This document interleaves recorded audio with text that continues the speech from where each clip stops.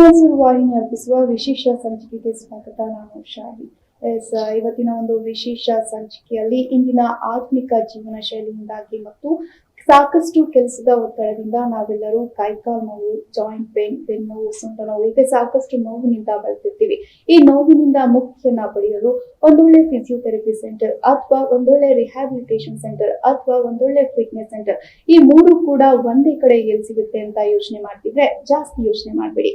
ಈ ಮೂರು ಕೂಡ ಒಂದೇ ಕಡೆ ಸಿಗುತ್ತೆ. ಅದು ಎಲ್ಲಪ್ಪ ಅಂತ ಅಂದ್ರೆ ನಮ್ಮ ಮೈಸೂರಿನ ವಿಜಯನಗರ ಸೆಕೆಂಡ್ ಸ್ಟೇಜ್ ನಲ್ಲಿರೋ Vivo2 Max physiotherapy rehabilitation and fitness centre ನಲ್ಲಿ Vivo2 Max physio rehabilitation clinic. ಇಲ್ಲಿ ಸ್ನಾಯು ನೋವು, ಕೀಲು ನೋವು, ನರಹಾನಿ, ಸೋಂಕು, ಗಾಯ, ಕುತ್ತಿಗೆ, ಭುಜಗಳು, ಬೆನ್ನು ನೋವುಗಳ ಚಲನೆ ಮತ್ತು ಕಾರ್ಯವನ್ನು ಪುನಃಸ್ಥಾಪಿಸಲು ಫಿಸಿಯೋಥೆರಪಿ ಮೂಲಕ ಪರಿಣಾಮಕಾರಿಯಾದ ಚಿಕಿತ್ಸೆಯನ್ನು ನೀಡಲಾಗುವುದು. ಮಕ್ಕಳಿಂದ ವಯೋವೃದ್ಧರವರೆಗೂ ಚಿಕಿತ್ಸೆಯನ್ನ ನೀಡಲಾಗುತ್ತದೆ. Ultrasound, IFT TENS, muscle stimulation, dry needling, fire cupping, fire wrapping, myofascial release, stroke rehabilitation, exercise therapy ಮೂಲಕ ಅನುಭವಿ ಹೊಂದಿರುವ ತಜ್ಞರಿಂದ ಗುಣಮಟ್ಟದ ಚಿಕಿತ್ಸೆಯನ್ನ ನೀಡಲಾಗುತ್ತದೆ. Vivo2 Max physio rehabilitation clinic ಸ್ವಂತ ಫಿಟ್ನೆಸ್ ಕೇಂದ್ರವನ್ನ ಹೊಂದಿದ್ದು ಆರೋಗ್ಯಕರ ಜೀವನ ಶೈಲಿಯನ್ನ ಒದಗಿಸಲು ನೂತನ ಫಿಟ್ನೆಸ್ ತಂತ್ರಜ್ಞಾನದಿಂದ ಅನುಭವಿ ತರಬೇತುದಾರರಿಂದ ತರಬೇತಿಯನ್ನ ನೀಡಲಾಗುವುದು.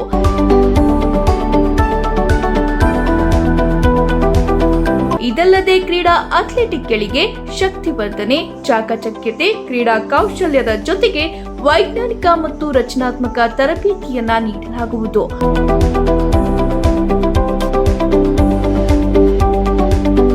ಒಮ್ಮೆ ಭೇಟಿ ಕೊಡಿ. Vivo2 Max physio rehabilitation clinic, water tank ರಸ್ತೆ, ವಿಜಯನಗರ ಸೆಕೆಂಡ್ ಸ್ಟೇಜ್, ಮೈಸೂರು. ಇವತ್ತಿನ ವಿಶೇಷ ಸಂಚಿಕೆಯಲ್ಲಿ Vivo2 Max ನ ಮಾಲೀಕರಾದಂತಹ ಡಾಕ್ಟರ್ ಪಿನಾಕಿನವರು ನಮ್ಮೊಟ್ಟಿಗಿದ್ದಾರೆ. ಮತ್ತೆಗಿದ್ದೀರ, ಬನ್ನಿ ಅವರನ್ನ ಕಾರ್ಯಕ್ರಮಕ್ಕೆ ಸ್ವಾಗತಿಸೋಣ. ಸರ್, ಕಾರ್ಯಕ್ರಮಕ್ಕೆ ಸ್ವಾಗತ. ನಮಸ್ಕಾರ ಸರ್, ಮೊದಲಿಗೆ ನಿಮ್ಮ ಒಂದು ಕಿರು ಪರಿಚಯ ನಮ್ಮ ವೀಕ್ಷಕರಿಗೆ ತಿಳಿಸ್ಕೊಡಿ. ಸೊ ನಾನು ಹುಟ್ಟಿರೋದು ಮಹಾರಾಷ್ಟ್ರದಲ್ಲಿ, ಮುಂಬೈಯಲ್ಲಿ. And 2000 I shifted to Mysuru. PUC ಬಂದು ನಾನು ಮಹಾಜನಸ್ ಕಾಲೇಜಲ್ಲಿ ಮಾಡಿ JSS ಹಾಸ್ಪಿಟಲ್ ಅಲ್ಲಿ ನಾನು ಡಿಗ್ರಿ ಮುಗಿಸಿರೋದು. 2006 ಅಲ್ಲಿ ನಾನು ಡಿಗ್ರಿ ಕಂಪ್ಲೀಟ್ ಮಾಡಿ ನಾನು ಗೋವಾ ಕ್ರಿಕೆಟ್ ಟೀಮ್ಗೆ ನಾನು ಸ್ಪೋರ್ಟ್ಸ್ ಫಿಸಿಯೋ ಆಗಿ ಸೇರಿಕೊಂಡೆ. At the age of 21 I was the youngest physio for any state team in India.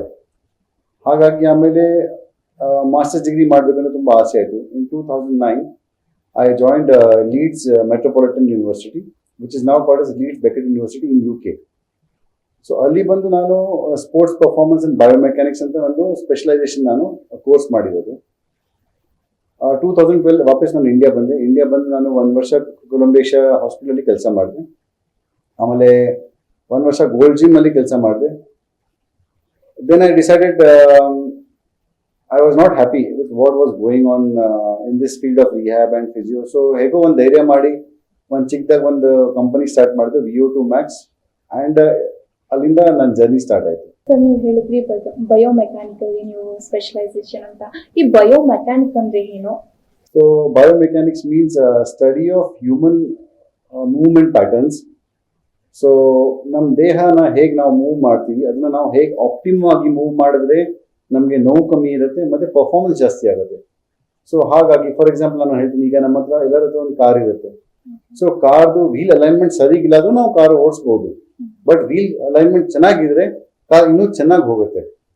So ಅದೇ ತರ ಹ್ಯೂಮನ್ ಬಾಡಿಲಿ ಕೂಡ ನಮ್ಮ ಬಾಡಿಯಲ್ಲಿ ಮೆಕ್ಯಾನಿಕ್ಸ್ ಇರುತ್ತೆ. ಫಾರ್ ಎಕ್ಸಾಂಪಲ್ ಈಗ ನಮ್ಮ ಸ್ಪೈನ್ ಪಾಸ್ಚರ್ ಸರಿಗಿಲ್ಲ ಅಂದ್ರೆ ನಮಗೆ ಸೊಂಟ ನೋವು ಬರುತ್ತೆ, ಬಟ್ ಸುಮಾರು ಜನ ಗೊತ್ತಾಗಲ್ಲ. ಬಟ್ ಇದನ್ನ ಐಡೆಂಟಿಫೈ ಮಾಡೋದು ಯಾವಾಗ ಅಂದ್ರೆ ನಿಮ್ಗೆ ನೋವು ಬಂದಾಗ. ಬಟ್ ಅದೇನೇ ಫ್ಯಾಕ್ಟರ್ ನಾನು ಮುಂಚೆನೆ ಕಂಡುಹಿಡ್ಬಿಟ್ರೆ ನಿಮ್ಗೆ ನೋವು ತಪ್ಪಿಸುತ್ತೆ, ನಿಮ್ಮ ಆರೋಗ್ಯನೂ ಚೆನ್ನಾಗಿರುತ್ತೆ. ಸರ್, ಈಗ ನೀವು ಹುಟ್ಟಿದ್ದು ಮಹಾರಾಷ್ಟ್ರದಲ್ಲಿ ಅಂತ ಹೇಳಿದ್ರೆ ಹೇಗೆ ಕನ್ನಡ ಇಷ್ಟು ಸ್ಪಷ್ಟವಾಗಿ ಬರುತ್ತೆ? ನಮ್ದಕ್ಕೆ ಕನ್ನಡ ಸ್ವಲ್ಪ ಕಷ್ಟ. ಆದ್ರೂ ಇಷ್ಟು ವರ್ಷ ನಾನು ಪೇಷಂಟ್ ಜೊತೆ ಮಾತಾಡಿ, ಫ್ರೆಂಡ್ಸ್ ಇದ್ರು, ಲೋಕಲೈಟ್ ಫ್ರೆಂಡ್ಸ್ ಇದ್ರು. ಆ್ಯಂಡ್ ಮೇನ್ ಥಿಂಗ್ ಇಸ್ ನಾನು ಅನ್ಕೊಂಡೆ, ಹೌದು ಈಗ ನಾನು ಇಲ್ಲೇ ಬಾಳ್ಬೇಕು, ಬೆಳಿಬೇಕು. ಸೊ ಒಂದು ಆಸೆ ಇತ್ತು ನಾನು ಕನ್ನಡ ಕಲಿಬೇಕು ಅಂದ್ರೆ. It's a very beautiful language. ಅಲ್ಪ ಸ್ವಲ್ಪ ಕಷ್ಟ ಆಗುತ್ತೆ, but I manage to my professional level. ಹೇಗ್ ಕಲಿಯಕ್ ಸ್ಟಾರ್ಟ್ ಮಾಡಿದೆ ಏನಾದ್ರು ಬುಕ್ಸ್ ಏನಾದ್ರು ಖಂಡಿತ ಇಲ್ಲ. ಮಹಾಜನದಲ್ಲಿ ಇರುವಾಗ ಫ್ರೆಂಡ್ಸ್ ತುಂಬಾ ಹೆಲ್ಪ್ ಮಾಡಿದ್ರು. ಫಸ್ಟ್ ಬೈಯೋದು, ಆಮೇಲೆ ಹೊಗಳೋದು. ಸೊ ಅರ್ಥ ಆಗ್ತಿತ್ತಾ? ಈಗ ಏನೋ ಕನ್ನಡದಲ್ಲಿ ಬೈತಾ ಇದ್ರೆ ಅದ್ ನಿಮ್ಗೆ ಅರ್ಥ ಆಗ್ತಾ ಇತ್ತಾ? ಬೈಯೋದು ಯೂನಿವರ್ಸಲ್ ಲ್ಯಾಂಗ್ವೇಜ್. ಸೊ ಗೊತ್ತಾಗ್ತಿತ್ತ ಅದು ಕನ್ನಡ ಗೊತ್ತಿಲ್ಲ ಅಂದ್ರೆ ಅಂಡರ್ಸ್ಟುಡ್ ಇವ್ ನನ್ ಬೈತಾ ಇದಾರೆ ಅನ್ನೋದು? ಹೌದು, ನನ್ನ ಫ್ರೆಂಡ್ಸ್ ತುಂಬಾ ಚೆನ್ನಾಗಿ ಸಿಕ್ಕಿದ್ರು, ಮೆಂಟೋರ್ಸ್ ಇದ್ರು. ಅಂಡ್ ಒನ್ ಥಿಂಗ್, ಮೈಸೂರಲ್ಲಿ ನನಗೆ ನಾನು ಒಂದೇ ಹೇಳೋದು ಎಲ್ಲಾರ್ಗೆ, ನನ್ನ ಸಿಕ್ಕವ್ರಿಗೆ, ನನ್ನ ಜನ್ಮಭೂಮಿ ಮಹಾರಾಷ್ಟ್ರ ಇರ್ಬೋದು, ಬಟ್ ಕರ್ಮಭೂಮಿ ಬಂದು ನನ್ನ ಕರ್ನಾಟಕ. ಅಂಡ್ ನನಗೆ ಇಲ್ಲಿ ಸಿಕ್ಕಿರೋದು ಪ್ರೀತಿ. ನನಗೆ I am very happy. I would ಅಂದ್ರೆ ಮೈಸೂರಲ್ಲಿ ಎಸ್ಪೆಷಲಿ ನನಗೆ 10 ಲಕ್ಷ ಕೊಟ್ಟರೆ ಬೆಂಗಳೂರಿಗೆ ಬಂದ್ರೆ ನಾನು ಹೋಗಲ್ಲ, ಸಾರಿ ಟು ಸೇ.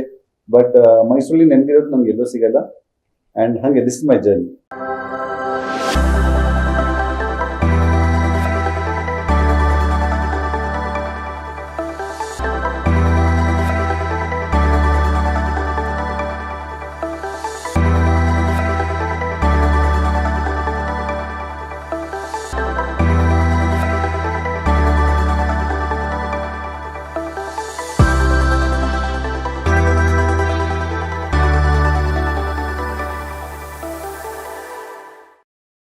ಸರ್, ಈ ವಿವೋ2 ಮ್ಯಾಕ್ಸ್ ಫಿಸಿಯೋಥೆರಪಿ ಸೆಂಟರ್ ಸ್ಟಾರ್ಟ್ಅಪ್ ಆಗ್ಬೇಕು ಅಂತ ಹೇಗ್ ಅನಿಸ್ತು ನಿಮ್ಗೆ? ಯಾವಾಗ ಸ್ಟಾರ್ಟ್ ಆಯ್ತು? ಎಷ್ಟು ವರ್ಷ ಆಯ್ತು ಇದು? ಸೊ ನಾನು UK ಇರುವಾಗ, ಡಿಗ್ರಿ ಮಾಡುವಾಗ, ನಾನು ಅಲ್ಲಿ ಇನ್ಫ್ರಾಸ್ಟ್ರಕ್ಚರ್ ನೋಡಿ ಅಥವಾ ಫೆಸಿಲಿಟೀಸ್ ನೋಡಿ ಈ ಫೀಲ್ಡ್ ನಮ್ಮ ಇಂಡಿಯಾದಲ್ಲಿ ಇಲ್ಲ ಅಂತ ನನಗೆ ಆಗ್ಲೇ ಗೊತ್ತಾಯ್ತು, ರಿಯಲೈಸ್ ಆಯ್ತು. ಅಂಡ್ ಅಲ್ಲಿ ತುಂಬಾ ಅಡ್ವಾನ್ಸ್ಡ್ ಆಗಿ ಸ್ಪೋರ್ಟ್ಸ್ ಸೈನ್ಸ್ ಇರಲಿ, ಇಲ್ಲ ರಿಹ್ಯಾಬ್ ಆಗಲಿ, ಅದೆಲ್ಲ ತುಂಬಾ ಅಡ್ವಾನ್ಸ್ಡ್ ಆಗಿತ್ತು. ಇದು ನಮ್ಮ ದೇಶಕ್ಕೆ ಯಾಕೆ ತರಬಾರ್ದು ಅಂತ ನನಗೆ ಇತ್ತು. ಸೊ ನಾನು ಇಂಡಿಯಾಗೆ ಬಂದಮೇಲೆ ನನ್ನ ಜೊತೆ ನನ್ನ partner doctor Pradeep, he was working as HOD for Apollo hospital ಇದ್ದಲ್ಲಿ, ನಾವು ಕುತ್ಕೊಂಡು ಒಂದಿನ ಯಾಕೆ ಈ ಥರ ಮಾಡಬಾರ್ದು ಅಂತ ನಾವು ಪ್ಲ್ಯಾನ್ ಮಾಡಿದ್ವಿ. ಇಸ್ ಇಟ್ ಪಾಸಿಬಲ್ ಅಂದರೆ ಜನಕ್ಕೆ ಅರ್ಥ ಆಗತ್ತಾ, ಈ ರಿಹ್ಯಾಬ್ ಫೀಲ್ಡ್ ಅಂದರೆ ಅರ್ಥ ಆಗತ್ತಾ ಅಂತ. ಕಷ್ಟ ಇದೆ, ಹೌದು, because it's a new concept. And but ನಾವು ಇಬ್ಬರು ಧೈರ್ಯ ಮಾಡಿ ಒಂದು 2017 ನಾವು ಕಂಪನಿ ಸ್ಟಾರ್ಟ್ ಮಾಡಿರೋದು. And we were the first company to incorporate physio, rehabilitation and fitness. ಇದು ಮೂರು ಒಂದು ಪಕ್ಷ ನಾವು ತಂದು ಒಂದು ಕಂಪನಿ ಸ್ಟಾರ್ಟ್ ಮಾಡೋದು ನಮ್ಮದು ಡ್ರೀಮ್ ಇತ್ತು. I think 8 years down the lane we are doing a good job. We are serving the community. ಸುಮಾರು ಜನ ಬರ್ತಾರೆ, ಸುಮಾರು ಜನಕ್ಕೆ ಬೆನಿಫಿಟ್ ಆಗಿ ಒಳ್ಳೇದಾಗಿದೆ. So that shows that we are doing a good job. Okay sir, ಇನ್ನು physiotherapy ಬಗ್ಗೆ ನಾವು ಮಾತಾಡೋದಾದ್ರೆ ಮಧ್ಯ ವಯಸ್ಕರಲ್ಲಿ ಏನಂತಾರೆ, ಈಗ ಮಿಡಲ್ ಏಜ್ ಅಂತ ಹೇಳ್ತಾರಲ್ಲ, ಅವರು ಸಾಕಷ್ಟು ಫಿಸಿಯೋಥೆರಪಿ ಮೊರೆ ಹೋಗ್ತಾ ಇದ್ದಾರೆ. ಏನ್ ರೀಸನ್? ಸೊ ಈಗ ನೀವು ನೋಡ್ತಾ ಇದ್ರೆ ಟ್ರೆಂಡ್ ಹೆಂಗಿದ್ರೆ, ವಯಸ್ಸಾಗಿರೋರ್ಕಿಂತ ಜಾಸ್ತಿ ನಮ್ಮ ಹತ್ರ ಈ 35, 36 ಇಂದ 40, 45 ಈ ಏಜ್ ಗ್ರೂಪ್ ಅಲ್ಲಿ ತುಂಬಾ ಜಾಸ್ತಿ ಬರ್ತದೆ. ಯಾಕಂದ್ರೆ if you look at working men or women, college ಮುಗಿದ ಮೇಲೆ ಇವರೆಲ್ಲ ಕರಿಯರ್ಗೆ ಸೇರ್ಕೋತಾರೆ.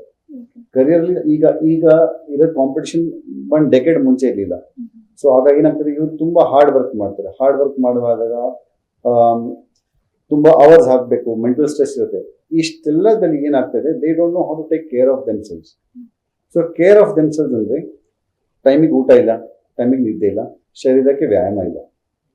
ಸೊ ಇದು ಬಿಲ್ಡಪ್ ಆಗಿ ಏನಾಗ್ತದೆ, ಕಾಯಿಲೆಗಳು ಸ್ಟಾರ್ಟ್ ಆಗ್ತದೆ.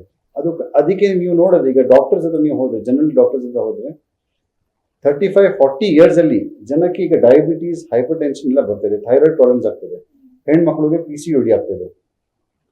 ಬಟ್ ಇದು ಕಾರಣ ಏನಂದ್ರೆ ನಮ್ಮ ಲೈಫ್ ಸ್ಟೈಲ್. ಸೊ ಇವ್ರು ಏನ್ ಆಗ್ತದೆ, ಈ ಮಿಡಲ್ ಏಜ್ ಅವ್ರನ್ನೇ ಈ ಅಷ್ಟು ಕರಿಯರ್ ಅಲ್ಲಿ ಮುಳುಗಿರ್ತಾರೆ, ಇಲ್ಲ ಕೆಲಸದಲ್ಲಿ ಮುಳುಗಿರ್ತಾರೆ. They don't know how to take care of themselves and ಕಾಯಿಲೆ ಜಲ್ದಿ ಸ್ಟಾರ್ಟ್ ಆಗ್ತದೆ. ಬಟ್ ಪ್ರಾಬ್ಲಮ್ ಅಂದ್ರೆ ಆ ಕರಿಯರ್ ಮಾಡುವಾಗ ಅವ್ರಿಗೆ ಆ ಟೈಮ್ ಸಿಗ್ತಾ ಇಲ್ಲ,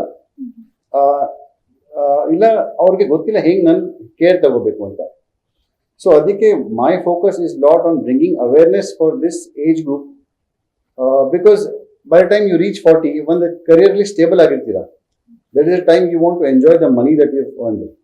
ಇಲ್ಲ ಒಂದು ಮನೆ ಕಟ್ಟಿರ್ತೀರಾ, ಒಂದು ಗಾಡಿ ತಗೊಂಡಿರ್ತೀರಾ, ಇಲ್ಲ ಒಂದು ಟ್ರಿಪ್ ಹೋಗ್ಬೇಕು ಮಕ್ಕಳು ಮರಿ ಜೊತೆ ಎಲ್ಲ. ಬಟ್ ದೇಹ ಸಾಥ್ ಕೊಡಲ್ಲ, ಇಲ್ಲ ಸುಸ್ತಾಗಿರುತ್ತೆ, ಇಲ್ಲ ಸೊಂಟ ನೋವು, ಬೆನ್ನು ನೋವು, ಇಲ್ಲ ಡಯಾಬಿಟೀಸ್ ಆಗಿರುತ್ತೆ. ಅದೆಲ್ಲ ಇಷ್ಟು ನೀವು ಈಗ 15 ವರ್ಷ 20 ವರ್ಷ ನೀವು ಕೆಲಸ ಮಾಡಿ ರಾಶಿ ದುಡ್ದಿರೋದು ಈಗ ನೀವು ಬೇರೆ ಯಾರಿಗೂ ನೀವು ಕೊಡಬೇಕು ಅಷ್ಟೇ. Because you are not able to enjoy your good health. ಈಗ ನೀವು ಮಾತಾಡ್ತಾ ಇದ್ರಿ, ಮೆಂಟಲಿ ಸ್ಟ್ರೆಸ್ಗೂ ಮತ್ತೆ ಫಿಸಿಕಲಿ ಸ್ಟ್ರೆಸ್ಗೂ ಏನಾದರೂ ಲಿಂಕ್ ಇದೆಯಾ? ಖಂಡಿತ. In a sound body a sound mind should reside, and vice versa. So mental health is very important. Now mental health, ಸುಮಾರು ಈ ಕಡೆ ನಾವು ಕೇಳ್ತಾರೆ ವಾಟ್ ಇಸ್ ಮೆಂಟಲ್ ಅಂತ. Mental health comes basically from your peace and ನೀವು ಏನು ಮಾಡೋದು ನೀವು ಖುಷಿಯಾಗಿರ್ತೀರ. ಸೊ ನಾವು ಈಗ ಏನಾಗ್ತಾಯಿದೆ as different things are evolving. ಈಗ ನಮ್ಮ ಸುತ್ತಮುತ್ತ ಸೋಷಿಯಲ್ ಮೀಡಿಯಾ ಆಗಲಿ ಇಲ್ಲ ಇನ್ಫಾರ್ಮೇಶನ್ ಮೀಡಿಯಾ ಆಗಲಿ, ನಮ್ಮದು ಒಂದು ಅಂಶ ನಾವು ಕಳ್ಕೊಂಡಿದ್ದೀವಿ. ಆ ಕಳ್ಕೊಂಡಿರೋದು ಅಂಶ ಅಂದ್ರೆ ಏನು, how to make yourself happy. For example, ಈಗ ನಾವೊಂದು ಮೂವಿ ನೋಡ್ತೀವಿ, ಮೂವಿಯಲ್ಲಿ ಆ ಡೈರೆಕ್ಟರ್ ಕಾಣಿರೋದು ನಮ್ಮನ್ನ ತೋರಿಸ್ತಾರೆ, ನಾವು ಅದನ್ನ ಒಪ್ಕೋಬೇಕು. ಇಲ್ಲ ನಾವು ಪುಸ್ತಕ ಓದ್ತೀವಿ, ಆ ಪುಸ್ತಕ ಲೇಖನ ಬರ್ದಿರೋದು ಆ ಆಥರು, ಅವನ ಐಡಿಯಾಲಜಿ ನಾವು ಓದ್ತಾ ಇದ್ದೀವಿ. ಬಟ್ ನನ್ನ ಮನಸ್ಸಿಗೆ ಏನು ಒಪ್ಪಿಗೆ ಇದೆ ನಾನು ಅದು ಮಾಡ್ತಾ ಇಲ್ಲ. ಇದು ಎಲ್ಲಿ ಆಗ್ತಾಯಿತ್ತು, ನಾವು ಚಿಕ್ಕ ವಯಸ್ಸಲ್ಲಿ ನಾವು ಆರ್ಟ್, ಕ್ರಾಫ್ಟ್, ಹಾಬಿ, ಗಾರ್ಡನಿಂಗು, ಆಟ, we have forgotten all these things. So ಏನಾಗ್ತದೆ, ನಮಗೆ ಏನು ಇಷ್ಟ ನಾವು ಅದನ್ನ ಬಿಟ್ಟಿದ್ದೀವಿ. ಸೊ ಹಾಗಾಗಿ ಏನಾಗ್ತದೆ, we are depending on other things for happiness. ಅಂದ್ರೆ ಈಗ ಸರ್ ನೀವು ಹೇಳಿದ್ರಿ ನಾವು ಈಗಿನ ಲೈಫ್ ಸ್ಟೈಲ್ ಈಗ ಮಾತಾಡ್ತಾ ಇದ್ದಾವೆ, ಲೈಕ್ ಈಗಿನ ಲೈಫ್ ಸ್ಟೈಲ್, ಈಗ ಮಕ್ಕಳು ಸ್ಕೂಲಿಗೆ ಜಾಯ್ನ್ ಆಗ್ತಿದ್ದಂಗೆ ಅವರು ಪೇರೆಂಟ್ಸ್ ಥಾಟ್ ಏನು, ನನ್ನ ಮಗ ಚೆನ್ನಾಗಿ ಓದಿದ್ರೆ ಮಾತ್ರ ಒಂದು ಒಳ್ಳೆ ಕೆಲಸಕ್ಕೆ, ಸೊ ಅವ್ನು ಏನಾದ್ರು ಫಿಸಿಕಲ್ ಆಕ್ಟಿವಿಟಿಗೆ ಸೇರಿಸಲ್ಲ. ಸೊ ಅದು ಕೂಡ ಆಗಿಂದಾನೇ ಸ್ಟಾರ್ಟ್ ಆಗ್ಬೋದಲ್ವಾ ಸರ್, ಪ್ರಾಬ್ಲಮ್ಸ್ ಗಳು ಅಲ್ಲಿಂದಾನೇ ಶುರು ಆಗ್ಬೋದು ಅಂತ ಅನ್ಸಲ್ಲ? ನಾಟ್ ಓನ್ಲಿ ಮಿಡಲ್ ಏಜ್, ಈಗ ಮಕ್ಕಳಿಂದಾನೇ ಸ್ಟಾರ್ಟ್ ಆಗುತ್ತೆ ಅಂತ ಅನ್ಕೊಂಬೋದಲ್ವಾ ಅದು? ಹೌದು, ಖಂಡಿತ. ಆಕ್ಚುಲಿ ನಮ್ ತಪ್ಪು ಏನ್ ಮಾಡ್ತೀವಿ ಅಂದ್ರೆ, ನಮ್ಗೆ ನಾನು ರೀಲ್ ನೋಡಿದೆ, ಸದ್ಗುರು ಅವ್ರು ಹೇಳಿದ್ರು, ಅಕಸ್ಮಾತ್ ನಿಮ್ಮ ಹತ್ರ 20 ವರ್ಷ ಇನ್ವೆಸ್ಟ್ ಮಾಡಕ್ಕಿಲ್ಲ ಅಂದ್ರೆ ಮಕ್ಕಳು ಹುಟ್ಟಿಸ್ಬೇಡಿ ದಯವಿಟ್ಟು. ಸೊ ಮಕ್ಕಳು ಒಂದು ಇನ್ವೆಸ್ಟ್ಮೆಂಟ್ ತರ ಇರ್ತಾರೆ, ಅಂಡ್ ಮಕ್ಕಳು ಒಂದು ಅರ್ಥ ಮಾಡ್ಕೊಳ್ಳಿ, they are not a object to fulfil your desires, they are individual.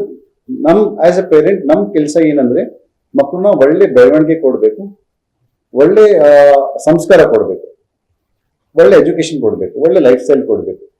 So ಇದು ನಮ್ ಕೆಲಸ. ಅವ್ರು ಮುಂದಕ್ಕೆ ತುಂಬಾ ಓದಬೇಕು ಇಲ್ಲ ತುಂಬಾ ಕರಿಯರ್ ಮಾಡಿ, ಹೌದು career is important, no doubt, but we forget to teach them one thing is how to be happy and how to be healthy. So ಇದೇ ನಾವು ಹೇಳ್ಕೊಡಲ್ಲ ಅವ್ರನ್ನ, ಓದು ಅಂತ ನಾವು ಇಲ್ಲ ಅದ್ ಮಾಡು ಇದು ಮಾಡು ಅಂತ ಹೇಳ್ತೀವಿ. ಹೌದು,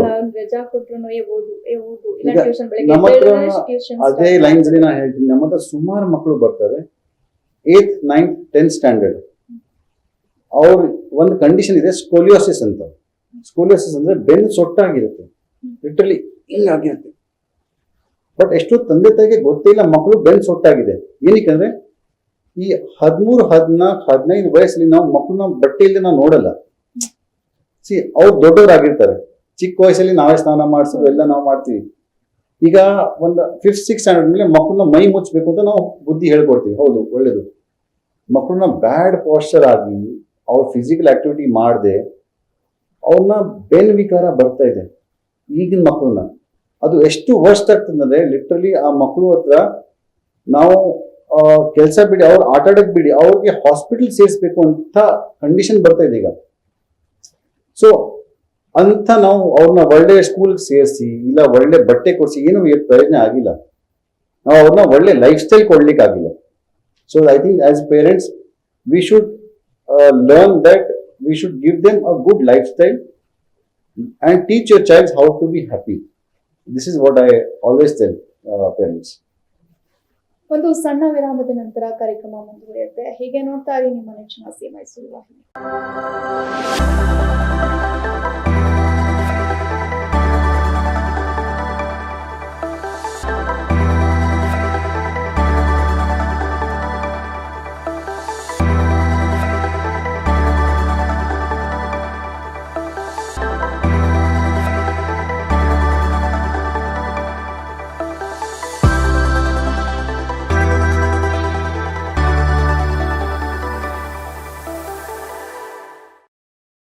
ವಿರಾಮದ ನಂತರ ಕಾರ್ಯಕ್ರಮಕ್ಕೆ ಮತ್ತೊಮ್ಮೆ ಸ್ವಾಗತ ವೀಕ್ಷಕರೇ. ಸರ್, ಪೋಷಕರು ತಮ್ಮ ಮಕ್ಕಳ ಆರೋಗ್ಯದ ಬಗ್ಗೆ ಸಾಕಷ್ಟು ಕಾಳಜಿ ವಹಿಸಬೇಕು ಅಂತ ತಿಳಿಸ್ಕೊಡ್ತಾ ಹೋದ್ರಿ. ಈಗ ನಿಮ್ಮ ಒಂದು VO2 Max ಅಲ್ಲಿ ಫಿಟ್ನೆಸ್ ಸೆಂಟರ್ ಕೂಡ ಇದೆ. ಹೇಗೆ ಒಂದು ಥಾಟ್ ಬಂತು ಸರ್? ನೀವೇನಾದ್ರೂ ಮುಂಚೆ ಎಲ್ಲಾದ್ರೂ ಸ್ಪೋರ್ಟ್ಸ್ ಆಕ್ಟಿವಿಟಿಯಲ್ಲಿ ಪಾಲ್ಗೊಂಡಿದ್ದ ಸರ್? ಪರ್ಸನಲಿ ನಾನು ಪವರ್ ಲಿಫ್ಟಿಂಗ್ ಅಥ್ಲೀಟು. ನಾನು ನ್ಯಾಷನಲ್ ಲೆವೆಲ್ ತನಕ ಪವರ್ ಲಿಫ್ಟಿಂಗ್ ಮಾಡ್ತಾ ಇದ್ದೀನಿ. ಸ್ಟೇಟಲ್ಲಿ ಸುಮಾರು ಮೆಡಲ್ಸ್ ಆಗಿದೆ ನನಗೆ. ಬಟ್ ಫಿಟ್ನೆಸ್ ಅಂದರೆ it is a life style for all of us basically. And ನಾನು ಒಂದು ಅದೇ ನೋಡೋದು. ಸೊ ಒಂದು ಫಾರ್ ಎಕ್ಸಾಂಪಲ್ ಪೇಷಂಟ್ ಬರ್ತಾರೆ, ಈಗ ಪೇಷಂಟ್ಗೆ ಒಂದು ಬೆನ್ನೋವು ಇರುತ್ತೆ. ಸೊ ಬೆನ್ನೋವಿಗೆ ನಾವು ಫಸ್ಟ್ ಫಿಸಿಯೋಥೆರಪಿ ಟ್ರೀಟ್ಮೆಂಟ್ ಮಾಡ್ತೀವಿ. ಆಮೇಲೆ ಅವ್ರಿಗೆ ಬೆನ್ನು ಯಾಕೆ ಬಂತು, ಸೊ ಎಲ್ಲಾದರೂ ಮಾಂಸಖಂಡಗಳು ಟೈಟ್ ಇದೆ, ಇಲ್ಲ ಶಕ್ತಿ ಇಲ್ಲ ಮಾಂಸಖಂಡಗಳು, ಅಲ್ಲಿ ನಾವೆಲ್ಲ ಸ್ಟ್ರೆಂತ್ ಎಲ್ಲ ಮಾಡ್ತೀವಿ. ಆಮೇಲೆ ಪೇಷಂಟ್ ವಾಪಸ್ ಹೋಗ್ತಾರೆ, ಹೋಗಿ ಒಂದು 6 ತಿಂಗಳಿಗೆ ವಾಪಸ್ ಬರ್ತಾರೆ. ಯಾಕಂದರೆ ಅವ್ರ ಲೈಫ್ ಸ್ಟೈಲಲ್ಲಿ ಅವ್ರಿಗೆ ಶಕ್ತಿ ಸಾಲಲ್ಲ, ಇಲ್ಲ ಅವ್ರು ಏನಾದರೂ ಬಗ್ಗಿ ಮಾಡ್ತಾರೆ, ಅದಕ್ಕೆಲ್ಲ ಅವ್ರಿಗೆ ಸ್ಟ್ರೆಂತ್ ಸಾಲ್ತಾ ಇಲ್ಲ. ಸೊ ಹಾಗಾಗಿ ಈ ಫಿಟ್ನೆಸ್ ಥಾಟ್ ಬಂದು ಯಾಕೆ ಫಿಟ್ನೆಸ್ ಮಾಡಬಾರ್ದು, ಸೊ ಅವ್ರಿಗೆ ಒಂದು ಲೈಫ್ ಲಾಂಗ್ ಯಾವುದು ತೊಂದರೆ ಆಗಬಾರ್ದು ಅಂತ ಅದಕ್ಕೆ ಒಂದು ಔಷಧಿ ಅಂದರೆ ಫಿಟ್ನೆಸ್. ಸೊ ಇದನ್ನ ನಾವು ಮುಂದೆ ಒರೆಸ್ಕೊಂಡು ಪೇಷಂಟ್ನ ಚೆನ್ನಾಗಿರ್ಬೋದು ಅಂತ ನಾವು ಮಾಡೋಂಥ ಅದಕ್ಕೆ ಈ physiotherapy rehab and fitness concept ನಮ್ಮ ಹತ್ರ ಬಂತು. ಈಗ ಏನಂತ ಹೇಳಿದ್ರೆ ಸರ್, 40 ವರ್ಷ ಆಗ್ತಿದ್ದಾಗ ಸಾಮಾನ್ಯವಾಗಿ ಮಹಿಳೆಯರು ಮತ್ತು ಪೋಷಕರು ಯಾವ ರೀತಿಯ ಆರೋಗ್ಯವನ್ನ ಕಾಪಾಡ್ಕೊಳ್ಬೇಕು, ಅದ್ರ ಬಗ್ಗೆ ಒಂದ್ ಸ್ವಲ್ಪ ಮಾಹಿತಿನ ತಿಳಿಸ್ಕೊಡಿ. ಓಕೆ, ನಾನು ಹೇಳೋದು ಒಂದೇ. First of all you should do things what make you happy. So ನಾವು ಬೇರೆಯವರು ಜಿಮ್ ಹೋಗ್ತಾರೆ ಅದಕ್ಕೆ ನಾನು ಹೋಗ್ತೀನಿ, ಇಲ್ಲ ಯೋಗ ಹೋಗ್ತಾರೆ ನಾನು ಹೋಗ್ತೀನಿ, ಇಲ್ಲ, ನಿಮ್ಮ ಮನ್ಸಿಗೆ ಏನು ಒಪ್ಪಿಗೆ ಆಗುತ್ತೆ ಅದು ನೀವು ಮಾಡಿ. ಸೆಕೆಂಡ್ಲಿ ನಿಮ್ಮ ದೇಹಕ್ಕೆ ಏನು ಒಪ್ಪಿಗೆ ಆಗುತ್ತೆ ಅದು ಮಾಡಿ. ಸೊ ನನ್ನೊಬ್ರು ಫ್ರೆಂಡ್ ಈಗ ಎಲ್ಲರೂ ಸ್ವಿಮ್ಮಿಂಗ್ ಹೋಗ್ತಾರೆ, ನನಗೆ ಸ್ವಿಮ್ಮಿಂಗ್ ಆಗಲ್ಲ, ಬಟ್ ನಾನು ಏನೋ ಹಿಂಸೆಗೆ ಹೋಗ್ತೀನಿ. ಸೊ ಏನಾಗುತ್ತೆ, ನಿಮ್ಗೆ ಯಾವ ಆಕ್ಟಿವಿಟಿ ಇಷ್ಟ ಇಲ್ಲ ನೀವು ಅದು ಕಂಟಿನ್ಯೂ ಮಾಡೋಕ್ಕಾಗಲ್ಲ. ಸೊ ಆ ಥರ ಸುಮಾರು ಜನ ಏನು ಮಾಡ್ತಾರೆ, ಇಲ್ಲಾದ್ರೂ ಒಂದು ಸೇರ್ಕೋತಾರೆ, ಆಮೇಲೆ ಅದು ಡಿಸ್ಕಂಟಿನ್ಯೂ ಮಾಡ್ತಾರೆ. ಫುಡ್ ನಾವು ಯಾಕೆ ತಿಂತೀವಿ, ಒಂದು ಅಂದರೆ ಅದಕ್ಕೆ ಕಾರಣ ಇಸ್ ಬಾಯಿ ರುಚಿ. ಸೊ ನಮಗೆ ಬಾಯಿ ರುಚಿ ತಡದೆ ನಾವು ಜಂಕ್ ಫುಡ್ ಕಡೆ ಹೋಗ್ತೀವಿ. ಸೊ ಜಂಕ್ ಫುಡ್ ಏನಿರುತ್ತೆ, ಖಾರ ಇರುತ್ತೆ, ಉಪ್ಪು ಇರುತ್ತೆ, ಹುಳಿ ಇರುತ್ತೆ. ನಮ್ಮ ಮನೆ ಊಟ ಏನಾಗುತ್ತೆ, ಆಗ ಸಪ್ಪೆ ಆಗುತ್ತೆ. ಸೊ ನಾವು ಫಸ್ಟ್ ಜಂಕ್ ಫುಡ್ನ ಅವಾಯ್ಡ್ ಮಾಡೋಕ್ಕೆ ಅದಕ್ಕೆ ಒಂದು ರಿಪ್ಲೇಸ್ಮೆಂಟ್ ಕೊಡಲೇಬೇಕು. ಸೊ ರಿಪ್ಲೇಸ್ಮೆಂಟ್ ಯಾವ ಥರ ಕೊಡಬೇಕು ಅಂದರೆ ಫಸ್ಟ್ ಟೈಮ್ ಊಟ ಮಾಡಬೇಕು, ಆಯಿತಾ. ಮತ್ತು ನಿಮ್ಗೆ ಏನೇನು ಬೇಕು ಅದು ನ್ಯಾಚುರಲ್ ಪ್ರಾಡಕ್ಟ್ಸ್. ಈಗ ಉಪ್ಪು ಬೇಕು ಅಂದರೆ ನಿಮಗೆ ಚಾಟ್ ಮಸಾಲ ಸಿಗುತ್ತೆ, ಚಾಟ್ ಮಸಾಲ ಹಾಕ್ಬೋದು. ಖಾರ ಬೇಕಂದರೆ ಪಾಪ್ರಿಕಾ ಸಿಗುತ್ತೆ, ಇಲ್ಲ ಪೆಪ್ಪರ್ ಸಿಗುತ್ತೆ, ಇಲ್ಲ ನಮ್ಮದು ಚಿಲ್ಲಿ ಪೌಡರ್. ಆ ಥರ ನೀವು enhance the flavouring of your food. So ಯಾವಾಗ ನಾವು ಫ್ಲೇವರಿಂಗ್ ಎನ್ಹ್ಯಾನ್ಸ್ ಮಾಡ್ತೀವಿ ನಮಗೆ ಆಚೆ ತಿನ್ನೋದು ಇದು ಕಮ್ಮಿ ಆಗ್ಬಿಡುತ್ತೆ, ಬಿಕಾಸ್ ಬಾಯಿ ರುಚಿ ನಮಗೆ ಮನೇಲೇ ಸಿಗುತ್ತೆ. ನಾವು ಹೇಳೋದು ಇನ್ನೊಂದಂದರೆ ಜನ ಈಗ ನೀರು ಕುಡಿಯೋಕ್ಕೆ ಬರ್ತಾ ಹೋಗಿದ್ದಾರೆ. ಸೊ ದಿನಕ್ಕೆ 2.5 ಇಂದ 3 ಲೀಟರ್ ನೀರು ಕುಡಿಬೇಕು. ಸೊ ನೀರಂದರೆ ಅದಕ್ಕೆ ನಾವು ಇಷ್ಟಿಷ್ಟು ಕಾಫಿ ಕುಡಿಯೋದು, ಗಂಜಿ ಕುಡಿಯೋದು ಅದು ಲೆಕ್ಕ ಇಲ್ಲ. ಪ್ರಾಪರ್ ಪ್ಲೇನ್ ನೀರು ಕುಡಿಯೋದು ನಾವು ಅಭ್ಯಾಸ ಮಾಡ್ಕೋಬೇಕು. ಸೊ ನೀರು ಕುಡಿದಾಗ ನಮ್ಮ ಬಾಡಿಯಲ್ಲಿ ಎಲ್ಲ ರಕ್ತ ಚಲನ ಆಗಲಿ, ಇಲ್ಲ ಜೀರ್ಣಕೋಶದ್ದು ಎಲ್ಲ ಪ್ರೋಸೆಸ್ ಆಗಲಿ ಎಲ್ಲ ಚೆನ್ನಾಗಿರುತ್ತೆ. 4th ಬಂದು ನಿದ್ರೆ. ನಾವು ಸ್ಟ್ರೆಸ್ ಲೈಫ್ ಅಂತ ಹೇಳ್ತೀವಿ, ಕೆಲಸ ಇದೆ ಅಂತ ಹೇಳ್ತೀವಿ. ಬಟ್ ನಾನು ಹೇಳೋದು ಒಂದೇ, ನೀವು ನಿದ್ದೆ ಮಾಡಿಲ್ಲ ಅಂದರೆ ಯಾರಿಗೂ ಏನೂ ಅಫೆಕ್ಟ್ ಆಗಲ್ಲ. ಅಂದರೆ people don't care about you. First we should learn to take care of our own self. ಏನಾದರೂ ಆಯ್ತು ಅಂದರೆ ನೀವು ಫಸ್ಟ್ 8 hours ನಿದ್ದೆ ಮಾಡೋದು ಕಲೀರಿ. ಸೊ ಆ ನಿದ್ದೆ ಮಾಡಿದ್ಮೇಲೆ ನಮಗೆ ಎಲ್ಲ ಹಾರ್ಮೋನ್ಸ್ ಆಗಲಿ, ಇಲ್ಲ ನಿಮ್ಮ ಕೊಲೆಸ್ಟ್ರಾಲ್ಸ್ ಆಗಲಿ ಎಲ್ಲ ಕರೆಕ್ಟ್ ಆಗುತ್ತೆ. ನೆಕ್ಸ್ಟ್ ಬಂದು ವ್ಯಾಯಾಮ ಮಾಡಲೇಬೇಕು.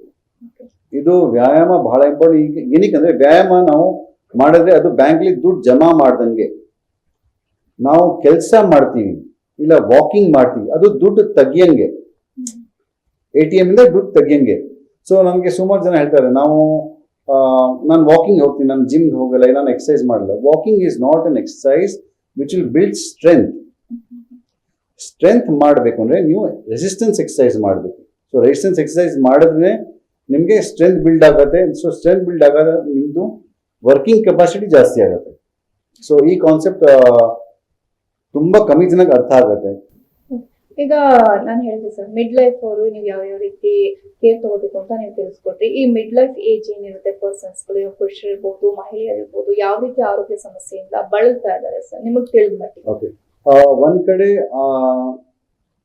ಮೂಳೆ ಸಂಬಂಧ ವಿಕಾರಗಳು ಬರ್ತದೆ. ಅಂದ್ರೆ ಮಂಡಿ ನೋವು ಆಗ್ತದೆ, ಇಮಿಡಿ ನೋವು, ಸೊಂಟ ನೋವು, ಕತ್ ನೋವು ಆಗಲಿ, ಭುಜ ನೋವು ಆಗಲಿ, ಇದೆಲ್ಲ ಆಗ್ತದೆ.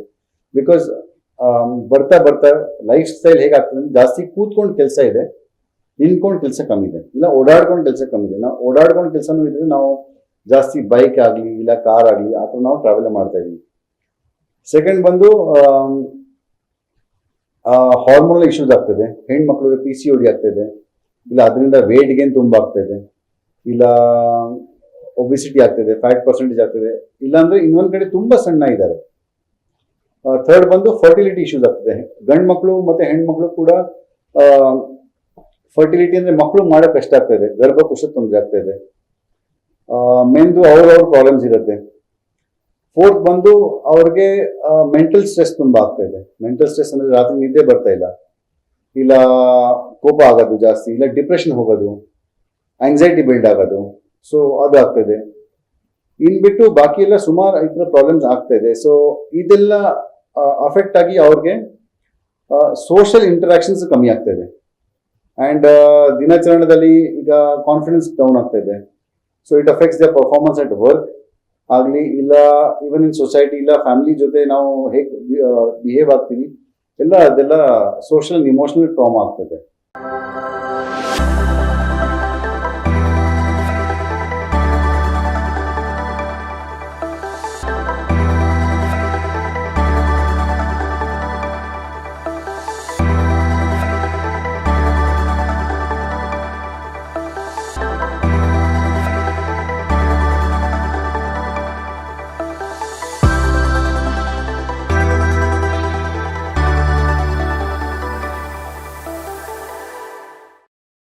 ಸೊ ಈಗ ನೀವು ಹೇಳ್ತಾ ಇದ್ರಿ ವಯಸ್ಸಾದಂತೆ PCOD ಸಮಸ್ಯೆ ಇರ್ಬೋದು, ಒಬೆಸಿಟಿ ಇರ್ಬೋದು, ಫರ್ಟಿಲಿಟಿ, ಹೀಗೆ ಸಾಕಷ್ಟು ಸಮಸ್ಯೆಯಿಂದ ಇತ್ತೀಚಿನ 40 ವರ್ಷ ಏನಿದೆ ಪುರುಷರು ಮಹಿಳೆಯರು ಸಾಕಷ್ಟು ಸಮಸ್ಯೆಯಿಂದ ಬಳಲ್ತಾ ಇದ್ದಾರೆ ಅಂತ ಹೇಳಿದ್ರಿ.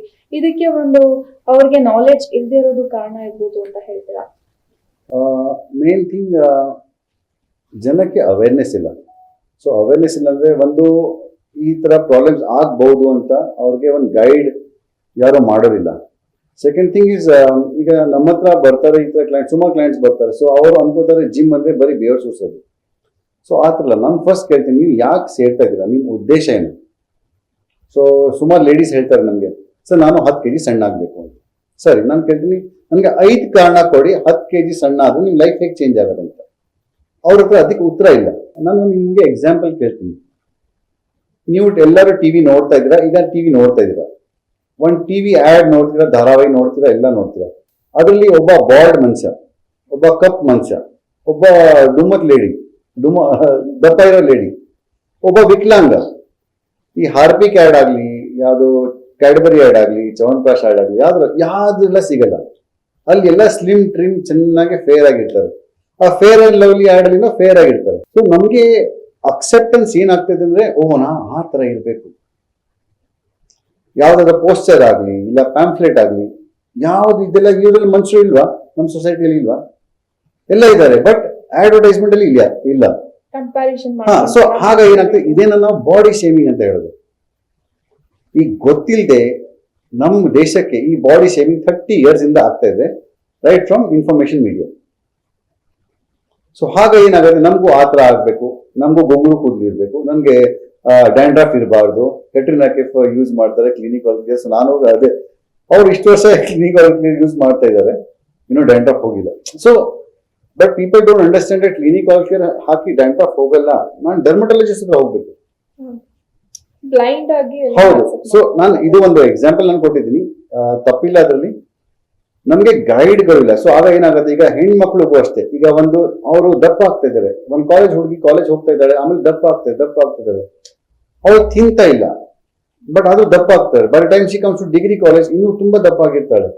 ಆಮೇಲೆ ಅವ್ರು ಡೆಸ್ಪರೇಟ್ ಅಟೆಂಪ್ಟ್, ನಾನು ಸಣ್ಣ ಆಗ್ಬೇಕು ಅಂತ. ಸೊ ಆಗ ಎಲ್ಲ ಜಿಮ್ ಸೇರ್ಕೋತಾರೆ, ಬಟ್ ಮೈ ಸಪೋರ್ಟ್ ಮಾಡಲ್ಲ, ಮತ್ತೆ ಆಹಾರ ಸಪೋರ್ಟ್ ಮಾಡಲ್ಲ. ಸೊ ಎಲ್ಲಿ ಹೋಗ್ಬೇಕಾಗಿತ್ತು, ಅವರು ಫಸ್ಟ್ ಗೈನಕ್ ಹತ್ರ ಹೋಗ್ಬೇಕಾಗಿತ್ತು, ಮತ್ತೆ ನ್ಯೂಟ್ರಿಷನಿಸ್ಟ್ ಹತ್ರ ಹೋಗ್ಬೇಕಾಗಿತ್ತು. ಬಟ್ ಅವ್ರು ಹೋಗಿರಲ್ಲ, ಏನಕ್ಕೆ ಗೈಡೆನ್ಸ್ ಅವ್ರಿಗೆ ಸಿಕ್ಕಿಲ್ಲ ಟೈಮಲ್ಲಿ.